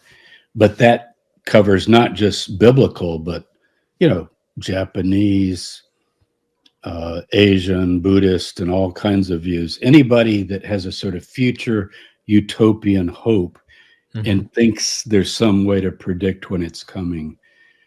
But I do have a bibliography. There is a bibliography in the course pack with lots of further reading. Thank you. Hope that JC has one of two super chats yesterday. As the presence of certain names on the Talpiot tomb ossuaries raises a statistical question, what question is raised by the presence of saffron rosettas on those ossuaries, along with the presence of cognates to the roots of the names Joshua, Ephraim, Ephratah, and Joseph in the cuneiform words that refer to the flower that is represented by the Star of David? Holy smokes. That has to do with the ornamentation. Some people call it decorations on ossuaries. The best source for that, and I don't know if it's going to tell you much about cuneiform, but it's E.R. Goodenough. His name is actually Goodenough. E.R. Goodenough, the famous scholar at Yale.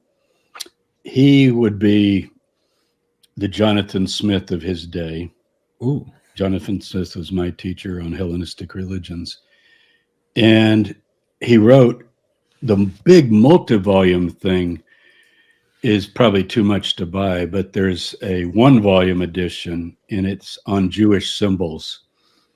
He goes with the route that they're full of deep meaning, symbolic meaning, and it's not just you go to the ossuary shop and you kind of I like one with that pattern, and I kind of like that pattern. That looks really pretty. I'll take that. You know, something like that. But people are trying to say something very profound. I tend to lean with both, meaning some people might just go with the flow, like you do. Funerary practices in every culture have a certain pattern to them that people go with. But when you're decorating the bone box for the deceased, I don't think it tends to be haphazard. I think there's a lot of uniformity to it, but there are also a lot of anomalies. But as far as the roots of the names, let's see. Should I read the first half again? No, I think presence of certain names on the copy of two mortuaries. Statistical question. What question? I haven't studied that in terms of the cuneiform words that refer to that saffron flower. Clearly, art history overlaps in various ways. To me, words like Joshua are pretty straightforward. It's formed, basically from the name Jehovah or God or Yahweh, and to save. So Jehovah saves. Yehoshua literally means Yehovah saves. So I don't get some deep meaning in there, but not sure. Thanks. Okay. Rhonda has gained true salvation through Mythvision. Thanks for joining the member program. Really appreciate it, Rhonda. Thank you so much for joining the family. Doc Pluromina, when Doc's name comes up, it's going to have like someone's thesis. How different would the paradigm of early Dead Sea Scrolls scholarship be if the halakhic scrolls, Q4, MMT, etc., were found first rather than doctrinal texts were universally available and Jewish scholars had access? Yeah, we tend in the course, Doc, to look at the history of ideas, you could call it doctrinal texts, because we're dealing with charter membership and how you get in and how you stay in and what the beliefs are and so forth, because I want to compare it to early Christianity. The halakhic scrolls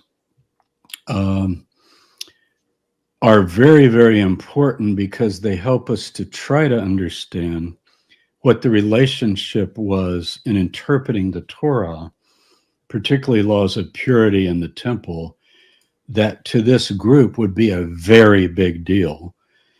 In the course, one of the things I cover is what do you do with the toilets or the latrines? Because the Torah says to put them outside the camp and bury your waste, your feces, to bury it, right? Okay. And in the city of Jerusalem, there are toilets, and people have toilets in their home. They don't all walk out of the city to go to the bathroom. Well, that's a big deal to the Dead Sea Scroll community, because in the Torah, it also says that God's presence cannot be in a place that has human waste. It's not that human waste is ritually defiling, because it isn't. Jody Magnus has a great article on this. So if I touch a dead body, that's ritually defiling. If I have sexual intercourse, that's ritually defiling. Doesn't mean it's dirty. If I'm a woman and I have a period, that's ritually defiling. But the toilet thing is a different question. It has to do with the holiness that's in the camp and what's appropriate for the presence of God during worship.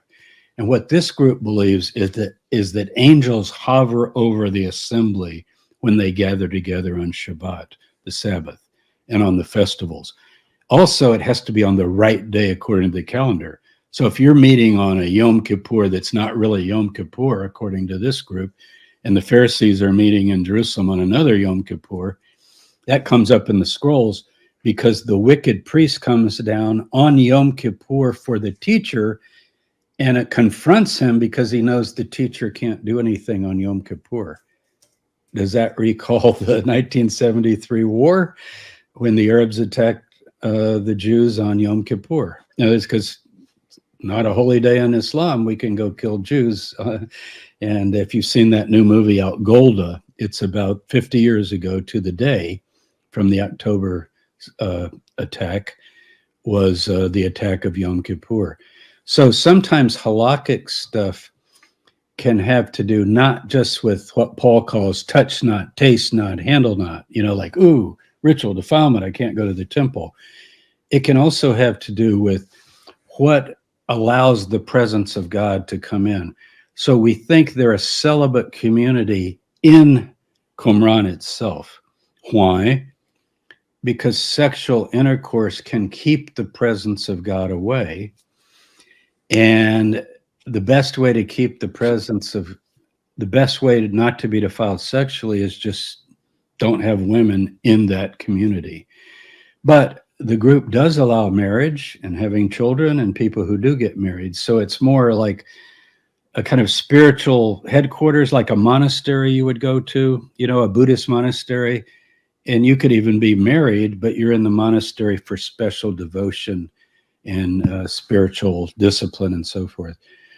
The problem with 4Q MMT, which is this halakhic document that we have, and there are others too, that's not the only one, is we're not sure who wrote it and to who is it actually addressing. It's kind of a question, because both have been argued. Some have argued that it's a group writing to the scroll group telling them, here's what we think.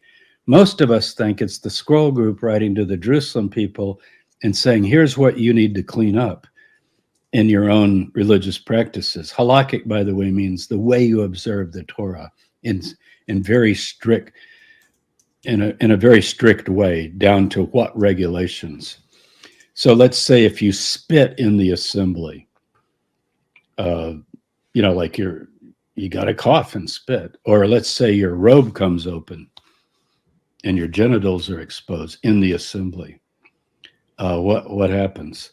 That's addressed in the scrolls. I really don't think the Pharisees would particularly probably even address something like that. So it's a good question, though, the balance between Jewish observance, just like today with Orthodox observant Jews, and Jewish ideas that they hold, and how those two go together.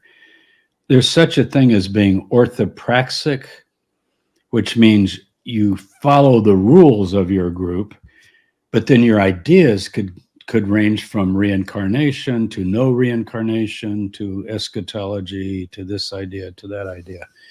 I think this group is pretty monolithic. I get the idea that they run a tight ship. They think that their teacher has all true revelation. He's the new Moses, basically. So, thank you. Mr. Brain Ache, thank you for the super chat. If K4 was a Geniza and the community were working from old scrolls, wouldn't that put them in the time of Jesus?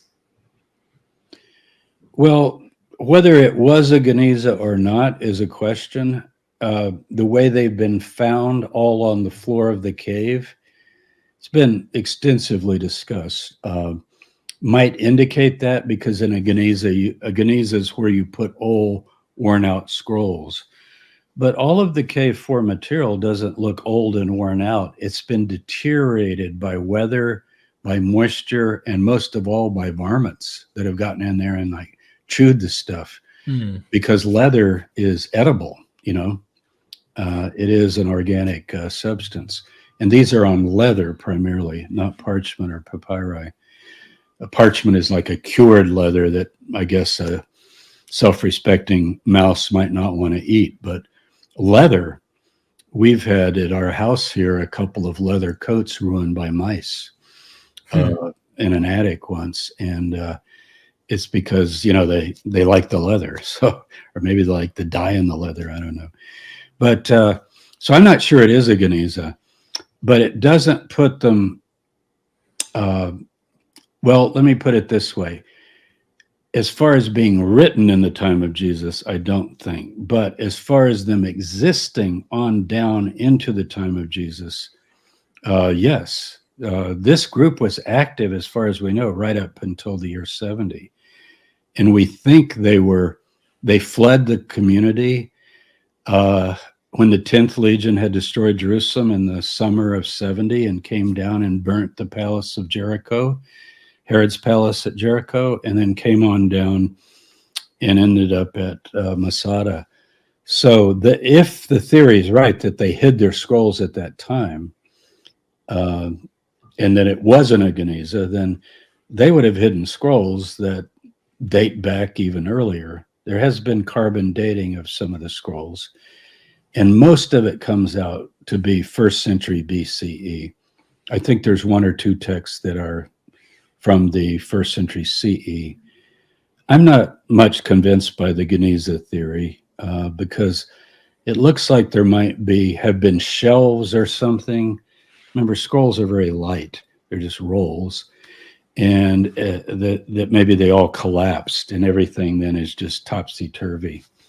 But, I wish we had better records of if we had photos, what did Cave 4 look like on the day that the scholars first looked at it and before they removed anything? And I believe Westerners did discover Cave 4 rather than the Bedouin.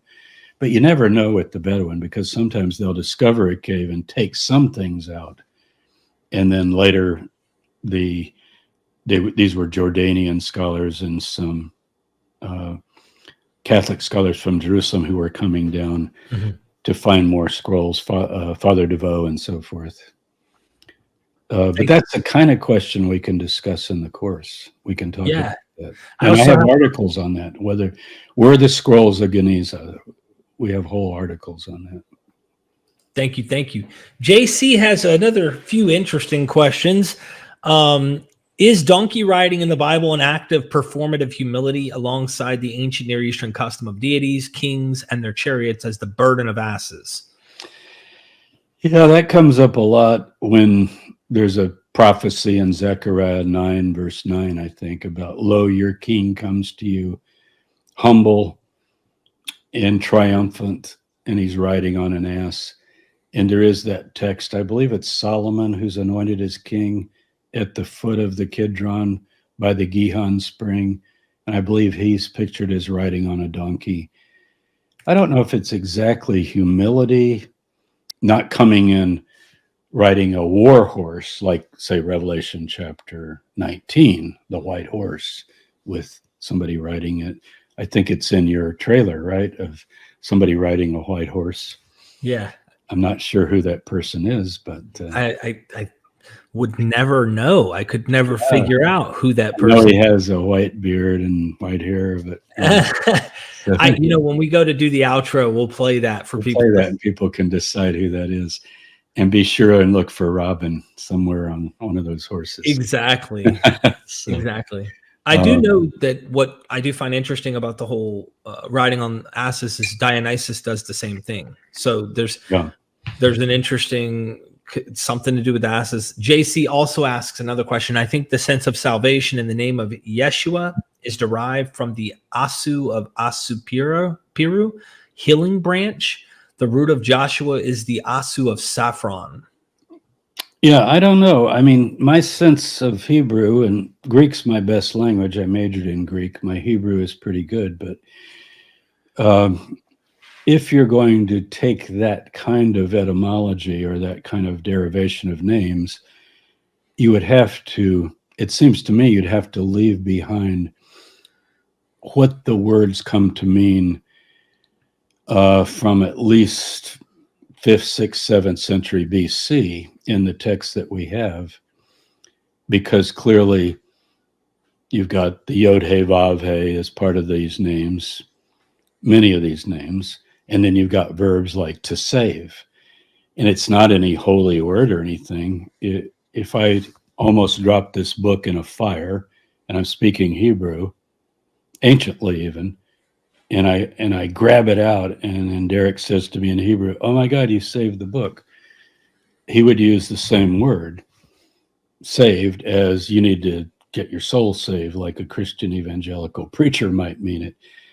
So it just, I'm not familiar with the kind of thing that JC's trying to do there in terms of the language. But most Hebrew names are pretty, some of them aren't, but most of them are pretty self-evident, and they're made up of a couple of roots in Hebrew, sometimes one or two put together, and that's just what they mean. So Thank you. Okay, shameless plug here. This Sunday, we are doing a Zoom call. Hope to see you there. Obviously, we'll be discussing what you learn in the Dead Sea Scrolls. So you could sign up for the course now. There's 10 lectures. There's also bonus footage, lots of information, packets to read from. You'll really walk away having a better grasp of the Dead Sea Scrolls and how to understand those from Dr. Tabor. You can also go and sign up for his blog. So you go over here and say, I'm not a robot, unless you are a robot. If you're a robot, don't click I'm not a robot. But if you aren't a robot, click I'm not a robot, put your email in there, and go ahead and subscribe over there. He's always dropping some interesting stuff. Recently, his the second largest interview on Bart Ehrman's podcast is the one with Dr. Tabor. So I usually don't like to brag, but I had to brag on that one. So you had to brag on that one. You also got the YouTube channel, so people can go subscribe. You're almost at 50,000. Yeah, I like to hit it today. Let's bump those numbers up. Let's get those numbers up. Get it 50K. What was I when I met you? I think I was 3,000, wasn't I? Something like that. 3,000 or 4,000. Yeah, it was really small, and you've come so. I thought that was big though back then. I thought 3,000 people want to hear me. Wow.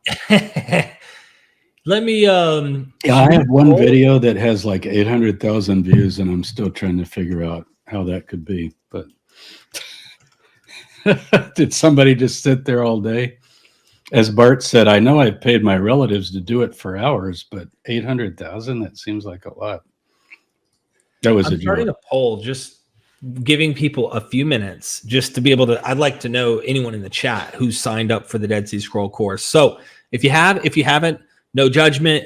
Let us know where you're at on that if you signed up for it. And I'm looking forward to it, James, because my hopes are people enjoy learning these things from you. And then you're motivated in saying, okay, there's lots of students. People really do want this. I'll make more courses. We'll do more deep dives into several different avenues of material. That's my hope.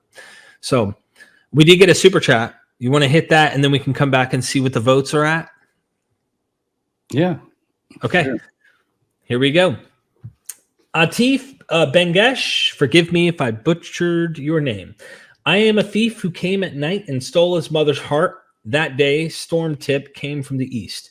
It was October 12th, 1979. Who am I? His kingdom is in the clouds, soon to be revealed. I don't know. Help me out. I don't know. Anyone know the answer to this? I mean, it sounds very Jesus-y. His kingdom's in the clouds, that kind of stuff.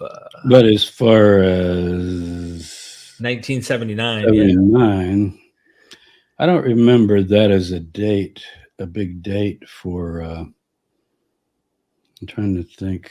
Things in 79. Someone said Jim Jones. I think Jim Jones was 79, maybe. Not sure.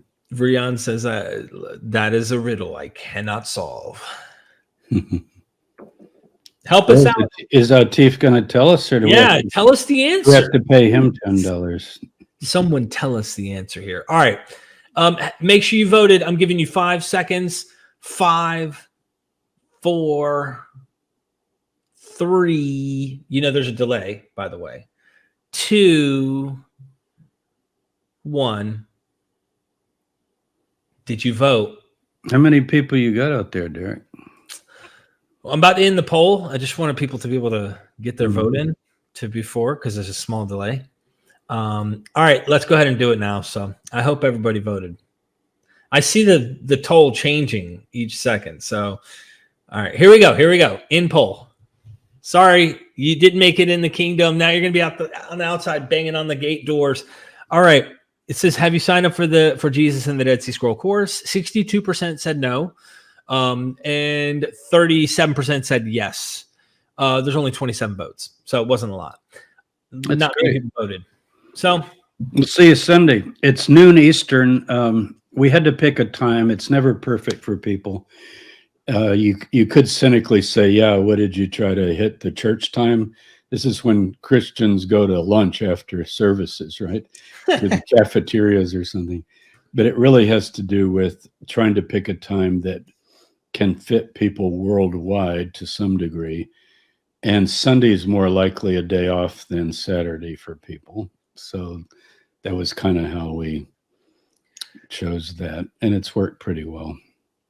How did his Jewish movement disappeared, and what happened to the Jewish followers of Jesus? Oh, yeah, that's a great one. Well, we can trace them for quite a while. They were across the Jordan on the east side for a while. Some church fathers that hate them track them for us. Jerome, particularly, Epiphanius, 4th and 5th century fathers. So they're considered heretics. They call them Ebionites. We think that some of them end up in Arabia and had a tremendous influence on Islam. It makes Muslims very upset to mention this, because if they're very fundamentalist, they would say that the Quran and Muhammad have no historical influences whatsoever, because the angel Gabriel doesn't go by what some Ebionites believed. Right. But we can find elements of Ebionite ideas within Islam, particularly the idea of praying toward Jerusalem and the Sabbath being a holy day.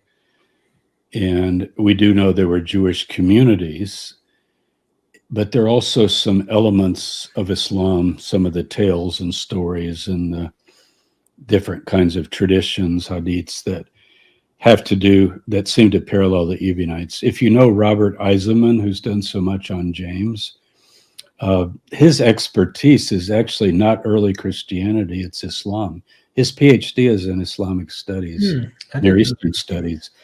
And he's done a lot on that. I think his dissertation might have even been on that. And then he became a Dead Sea Scroll scholar and worked on New Testament materials. But Eisenman's well known probably to your audience. But I think they mainly disappeared by a redefining of what it is to be part of Israel. And we know it starts with Paul. From what we can tell, James would say that to be part of Israel, you undergo either birth or some sort of a conversion and join the Jewish people, or the Israelite people, if you want to be broader. Whereas Paul would say, no, faith in Christ makes you of the seed of Abraham. And the country Abraham promised is a heavenly country. And so you can see what's happening here. Mm-hmm, mm-hmm. And then Augustine comes along and puts a cherry on the top of that cake by saying, well, actually the church is the kingdom then, and the church is the new Israel. And Isaiah is being fulfilled in the church. Right. And you begin to allegorize everything. And it's not that far from your preterism, Derek. It's a more Catholic form of it. But it essentially takes all of those elements that most people would read as referring to the nation of Israel and their history, and reads that as applying, quote, spiritually. It's an odd word to use because I'm not sure what that means. I'm going to apply that spiritually. First of all, I object to the term because it implies superiority, like you have a earthly interpretation or a literal interpretation. It's pejorative, but I have a spiritual interpretation. Sounds like mine's higher or better, when actually creating a world of peace and justice would be pretty spiritual, I think. Wouldn't mind having it right now, where the wolf was with the lamb and the lion and the bear were together and nobody harmed each other and the nations were not at war. That could be right here on earth, and it would be pretty spiritual if it could ever happen. It does seem to be the goal of good people around the world. It's what they say constantly. Why can't we have a world of peace and justice? So anyway.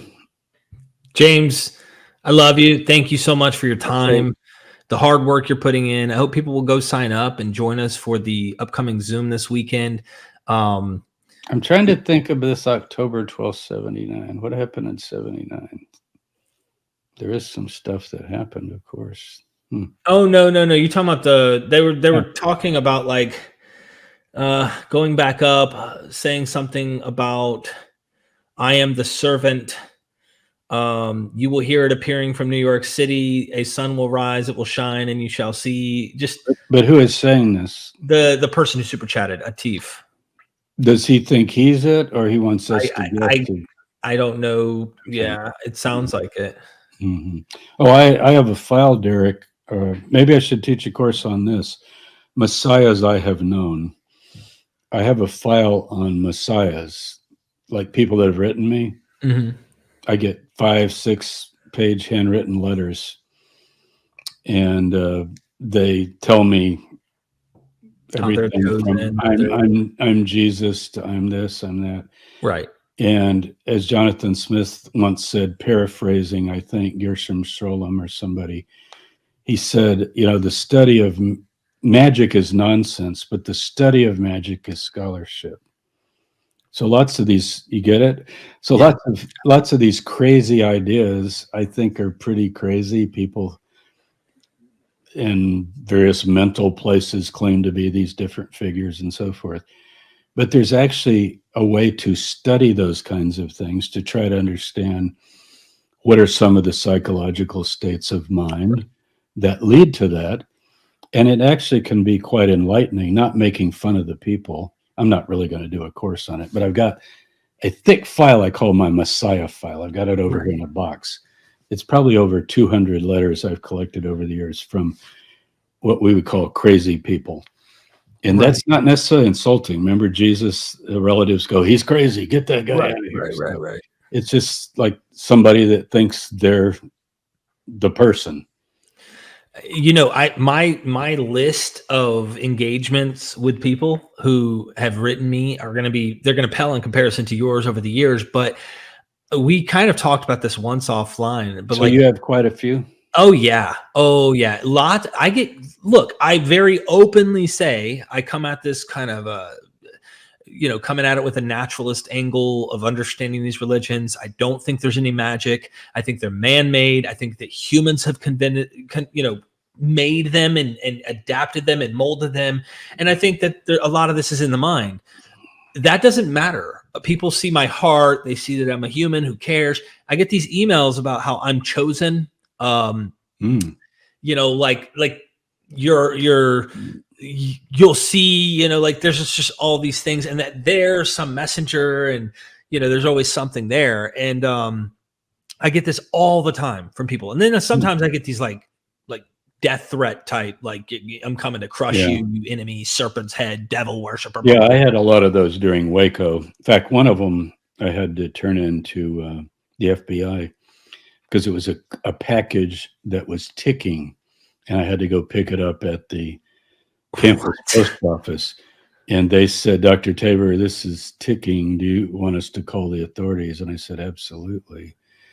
And somebody had made me a clock, carved it out of wood and had, the backup. Really nice. I think I put it in my office for a while, but they left it running so that when it arrived, it's like, and they didn't mean anything by it. Now I had, my favorite is, I think this is harmless, but I did turn it into the FBI at the time because I was getting a lot.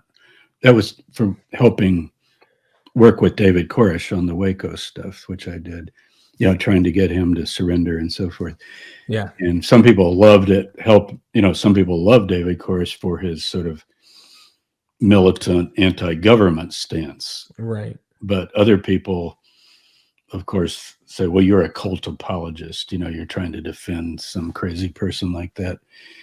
And this one was, let's see, something like, you're definitely headed for the fires of hell, and it's going to be hot, and it's going to be forever and ever. And I will do all I can to make sure your trip comes soon. Yeah. That one I took is like a threat. Because I'm willing to face, whatever judgment there might be. But I'd rather not be hurried along before my time, if you know what I mean. So that one scared me a little bit. If you ever want to laugh, there's a video on YouTube to Richard Dawkins, as we all know. Oh yeah, I think I've seen It's that. called Love Letters from Christians. Yeah. I've seen that. That is. I laugh so hard. Like they are so hateful. It's like, you gaytheist. Like they call him a gaytheist, and like all this, they're trying to be derogatory. I can't wait to see you cook in God's broth from my watchtower in heaven. And it's like, what is wrong? Oh, anyway, It can be bad. And yet so many people have been spiritually inspired and strengthened. Think of Albert Schweitzer and people like that. Right. By studying religion. So absolutely. We had a couple more here. People last minute. Fester and Boyle says, why aren't more efforts made to hunt for the copper scroll treasures? Seems important. ooh, wow, that's a good one. Yeah. There's some new material on that, actually. Shimon Gibson has a new article out that's just coming out. I'll cover it in, it's not covered in the course because I just got the article recently. He wouldn't let me put it in the course, but that's the archaeologist I work with in Israel. And he has a different interpretation. I'm not going to go over it now, but a lot of efforts have been made. So far, nothing has turned up. I do take it as a serious treasure list, and I think a couple of the locations I'm pretty sure we can pinpoint, but the main one, which is the Cave of the Column, it's called, that's up near Jericho, that I think we can locate, but unfortunately it's collapsed. And the cave that it talks about with two entrances, it actually is so covered with rubble, and remember, it's in the occupied territory too, so you'd have to get unbelievable permission to do this. And I don't know if the Israelis or the Jordanians or the Palestinians are into someone going out with bulldozers and looking for buried treasure. It's just not going to happen. Right. But I take it seriously. It's a very, very mysterious document. And I think what we could do in one of the Zoom meetings in the future, want people to get the main scrolls under their belt, so to speak, first. Mm-hmm. So we just don't go for the exotic, and then maybe we'll do a whole session, because I can email students anytime and say, hey, we're going to meet. Next Zoom meeting, we're going to talk about the Copper Scroll. Here are 3 articles, Joan Taylor, Shimon Gibson, whatever. Let's talk about it, and I do that in my Patreon group. My Patreon group is kind of like a Tabor club, you might say, right? In the sense that it's not so much to raise money, because you get the same thing even if you give a minimum amount. But it's more it's sort of like Bart charging to read his blog. He's just trying to keep people away that are just surfing around, like, I'll trash this guy and I'll go here and trash this guy and that. There's a lot of that. So my Patreon is more a segregating way of getting people together that really want to talk about this stuff with me. And I meet with them also once a month. And that group, we often take topics like that. Just take a topic, do some readings, and then talk about it. We're right now we're doing DNA, the new DNA studies that we've inaugurated of the bones in the different Jewish ossuaries. So pretty exciting stuff. Thank you. That's going to get delayed for a while, but JC says, love for Dr. Tabor. Thank you, JC. Atif said, don't be scared. You are my brothers. I created a kingdom system in an app. That's what's releasing in New York City. Oh, okay. So that feels a little bit less threatening. Thank you. So he's a gamer, maybe? Seems more like just created an app. I don't know exactly what that all entails, but I imagine an app on your phone kind of thing. Yeah. And then Gray says, would you be okay with going to hell? Yeah, well, I would say let's talk about the word hell and the word Gehenna, the Valley of Hinnom, and what it meant, especially in the Roman period. And it actually wouldn't be too bad because it's kind of where we all go anyway. You don't torture garbage, and bodies have to be either cremated or buried because they'll rot. And in the older text, that is hell.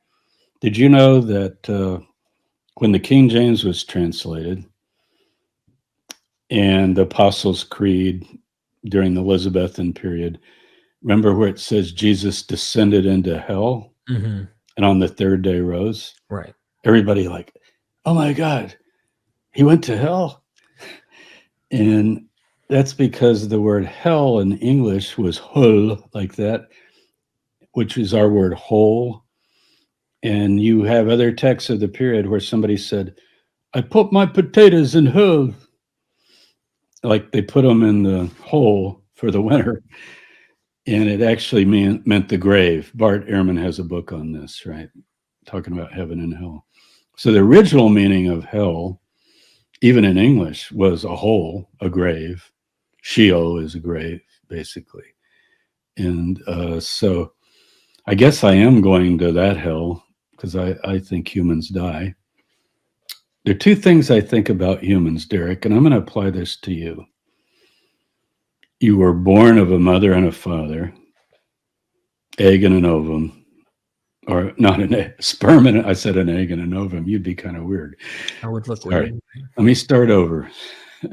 You were born of a mother and a father, a sperm and an ovum, and you're going to die someday. And I don't think those two affirmations take away anything from anybody, including Jesus of Nazareth. In fact, I think those affirmations make us real. So, right? I mean, you do know you're going to have an apotheosis, right? Like that's for sure. Yeah. Well, I have studied it enough. I wrote a book on Paul's ascent to paradise. So. Yeah, I've got it somewhere in all my chaos here. They'll find it. Don't worry. Yeah, go to Amazon. Constellation, last one, please, everybody. I got to let James go because he's definitely got a day ahead of him. I've got some work to go do too. I'm creating. Yeah, I got to go follow the news. I'm in touch with so many friends in Israel, and there's so much going on right now. And I've so many Question for another day: was violence used between competing Christian groups after the death of Jesus? Murder tactics and confiscating plus destroying their literature. Well, after the death of Jesus, when you get, I certainly don't think there was any record of violence in the first few decades.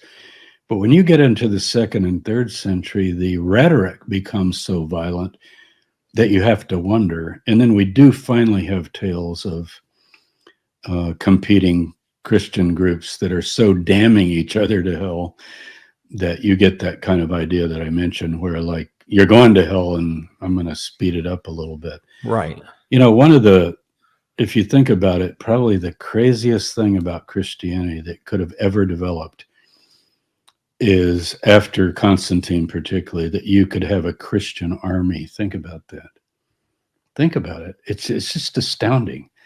A Christian army that would go kill in the name of Christ and literally slaughter masses of people, men, women, and children. You know, the Muslims, Saladin was welcomed by the Jews. Why? Because the Crusaders had killed all the Jews and all the Muslims. So we think of Islam as, oh, it's a very militant religion, which it can be, of course. But you should talk to Shimon Gibson. He's an expert on the Crusades. Our site we're digging in Jerusalem, we've uncovered really important Crusader ruins and what the siege of Jerusalem was like during the Crusader period. And the way Shimon puts it, he's really my colleague, my teacher on this stuff, because he's an expert. You can Google him, Shimon Gibson. He's amazing. Probably one of the best archaeologists in Israel. And he says nobody was spared. Like the local population in Jerusalem when the Crusades took over, you kill them all. Because basically Muslims and Jews are unbelievers. So it was a kind of a reverse thing. But Jews had a hard time under certain periods of Muslim rule. There's no doubt about it. But generally, they were allowed a minimum of rights, whereas Crusader Jerusalem, they're Christ killers. So Convert or die. why Yeah. would you let a Christ killer live, and why aren't they converting? So Yeah, I remember. I think it was a scholar named Shelley. I can't remember her last name. She wrote like a deep commentary on Acts, and she actually pointed out 4th, 5th century. I can't remember the historical situation exactly, but a group of Christians. This is post. They've become militant. Go and actually massacred a Jewish community because they read Acts. Acts is so clearly bent on every time a Christian is accused, it turns out to be a Jew's fault, like a non-Christian Jew. And so it's so bent on, well, Paul was actually innocent. Guess whose fault it was? These lying Jews who keep instigating to try and like get them killed. Turns out it's them. And so that propaganda in Acts is so powerful. yeah, they're very good books on Christian anti-Semitism that have been developed, and you can find them easily. They're pretty hard to read. Yeah. But isn't it ironic that a religion that started with what we call Sermon on the Mount stuff, love your enemies, do good to those that persecute you, would turn out to have armies that like chop heads off people, or the Inquisition. If anybody, I mean, we're just wondering here, we got to go, but if anybody has read or seen the film The Disputation, which is a debate in Spain, I believe it's in the 1400s, between Pablo Cristiana and the rabbi, and the rabbi was forced to debate the truth of Judaism over against Christianity. And it was made by the BBC. You can still find it like bootleg editions. I think it's even on Amazon. It's not real high quality because people keep copying it. But they showed it on the BBC, and it caused such a stir they took it down, because the rabbi wins the debate, basically, for sure. And Pablo Cristiano is the Christian, and he used to be a Jew and converts to Christianity. And anyone who watches, these are transcripts of the actual trial called The Disputation. And when you watch it, you just go like, whoa, wow, the Jewish guy won. He like refutes everything that the Christian priest said. So that's kind of tough. Check that out. And then JC says, eat some raw saffron. It will help. Oh, wow. The saffron coming out again. There you go. James, any final words from you before we see this guy on Well, I hope to see people in the course and in subsequent courses. And I want to commend you, Derek. Flattery will get me everywhere, maybe, or nowhere. But I think you have created, with your wife, whom I know well and really appreciate for her amazing work. Yeah. You've created, and your family that supports you, you've created a community on YouTube that is like no other. And you're only starting, really. You're only starting. I don't even know where you're going to go. But you really have, because I don't know anybody else that is brought together for the common person. All of these amazing professors and researchers that usually would only be heard by people in their classrooms. Mm-hmm. And you've had some of them on countless times, so that they become familiar and gotten them to offer courses and so forth. So I guess what I'm saying is you're kind of the Bart Ehrman of the people. There's Bart, as a scholar, has represented at least a certain mainstream scholarship, probably to a wider audience than anybody of our generation. But I think you have done that in your own way, from the other side, meaning you're in the audience listening. Right. And you've said, well, I have a lot of people with me. Can we come in together? And I think it's phenomenal. I hope people will keep supporting you to do. That's an amazing compliment. Every possible thing. Well, and you're always so fair with people. You're so fair with people. Thanks, James. Yeah. I really do appreciate you and the courses that we've done. I'm hoping more people sign up. More people will continue to get your books. And I always get great compliments. I want to push another course. Rob and Faith Walsh's course Robin comes across sometimes as maybe even shy or unassuming, like she's a younger scholar. And she said to me once, God, you've written 10 books. I've barely written one. And, you know so much. And I think, God, you know as much as I do on a lot of things. But she has a course, I believe. And I'm not just trying to promote her. Ryan's getting her second course ready, which is on the Gospels. Yeah. Oh, good. Yeah. But scholars like this too, that like you've had the Crossan's and you had the Dale Allisons and the Paula Friedrichsen, Elaine Pagels, should I go on? People that you've had Bart, you've had just about, but you also have had younger scholars that otherwise would probably not even be heard. And yet this new generation of scholars, they're standing on Miller is another one that you promoted a lot, that don't get the attention that they need to get. And yet the work that they're doing is just astounding. And I don't know anywhere but you where people can, like, you can't go to Florida and sit in Robin's classroom. Exactly. You can take a course from her. James, me and Ryan, amazing in her. I love that I lived near you because you actually inspired MVP courses to even birth itself into something. I was like, how can you were the first guy that I was like, I had already started this weird thing that nobody was doing. And that was get on a plane, bring your backpack equipment, fly to these people, sit in their living room and look weird, hey, to their kids and go, I'm going to spend 8 hours harassing. I love you sitting on the couch with Crossan. To me, Crossan, the wisdom and the goodness of his spirit and everything and the ethics. And you got him talking about his story once. And it's so funny because you're literally sitting on a couch. His feet. And you're here and he's here. And it's so weird. It's just amazing. Like fireside chat with Dom Crossan. Wow. Well, he was so cool. We went and got, coffee, hung out. He's a funny guy. But all of that evolved into, hey, James, can I come to your office? By the way, for those who've never been to James's office, it's like a little museum in a way. And so I get into your office, we're sitting there, there's ossuaries, there's ancient this is just the room at home I use because I don't want to drive to the office all the time. But yeah, it's a pretty cool office. It was really cool. Yeah. You started that and I saw it and I went, you know what?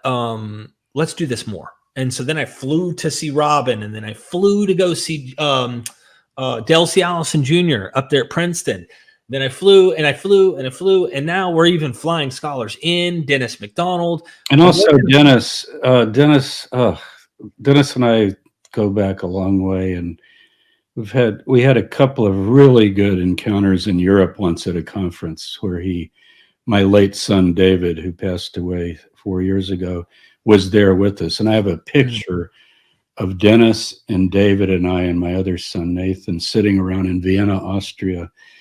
And my boys just loved him so much, like, oh, it's one of Dad's friends. It'll probably be boring. And so I got to know Dennis personally. And then over the years, I've studied his material. I've got his big magnum opus over there on the table, which I haven't read yet completely.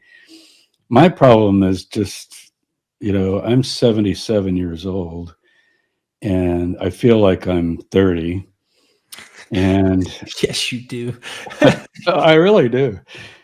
And I'm very. You were outrunning me and Ryan when you were here. I was like, I can't keep up with you. But anyway, there's so many things I want to do still that I hope to do, but I have to really prioritize. Yeah. Like there are 20 books right now that I would die to read, but I have to decide which to go first. Because I also have a certain track that I'm on in terms of, I have tons of Dead Sea Scrolls stuff that I want to read. Right.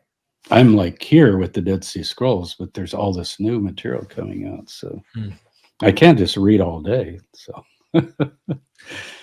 James, this has been a wonderful little just having fun, expressing ourselves. Okay. I hope we didn't bore people. And, I hope nobody thinks God, those two just sit and flatter each other for half an hour. That's not very helpful. But It's history, though, James. What's it's happening is recorded. history. It's going to be on YouTube, and I mean every word of it, and I know you do too. And, Yeah. and I got to meet your family too, and so. But James, Ryan, I just want to brag on Ryan. Ryan, to me, is almost like a tech genius. I didn't know this side of her. Like she was working on Bart's courses a little bit, helping him with some. And I think, like, how would you know how to do that? And she goes, oh, I just like click around and figure it out and this and that. So I know Derek always says the queen of Mythvision, but believe me, she's probably up. I know right where you are now because I've sat at that desk. Yeah. She's probably up the stairs there, pecking away at that desk she works at and doing just amazing things. She's my angel. So look at this course. Look at this course. The beautiful design, the heading. Yeah, let me pull that up. She did all of that. Well, actually, I don't have the course open. Let me. Yeah, she did all of that. So we give her. And you know, the other thing, sometimes people who aren't as tech savvy, this is amazing to me I'm going to brag on her. They're not very tech savvy and they write things like, well, I can't find, I got the link to the course, and I tried it and it doesn't work or something like that. Yeah. And then, now don't show the Zoom link. Somebody might copy it. So Okay, I got to Zoom. Okay, there you go. It might not be there yet. I'm just kidding. Okay. No, I'm just kidding.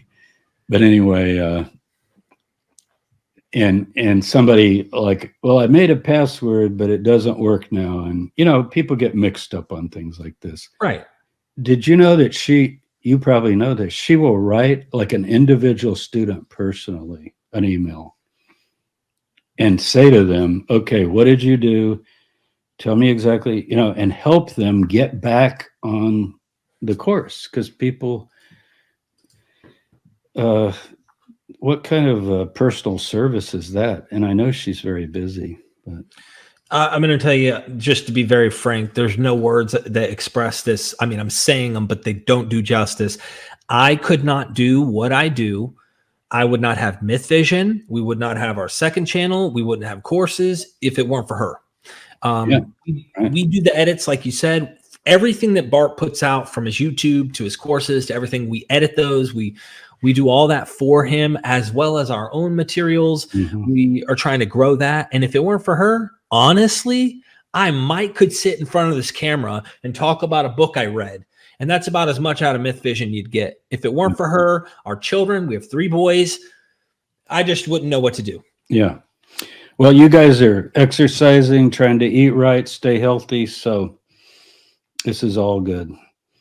Okay, everybody. Take care. All right. We'll see you. Thank you so much. Never forget, we are Mythvision.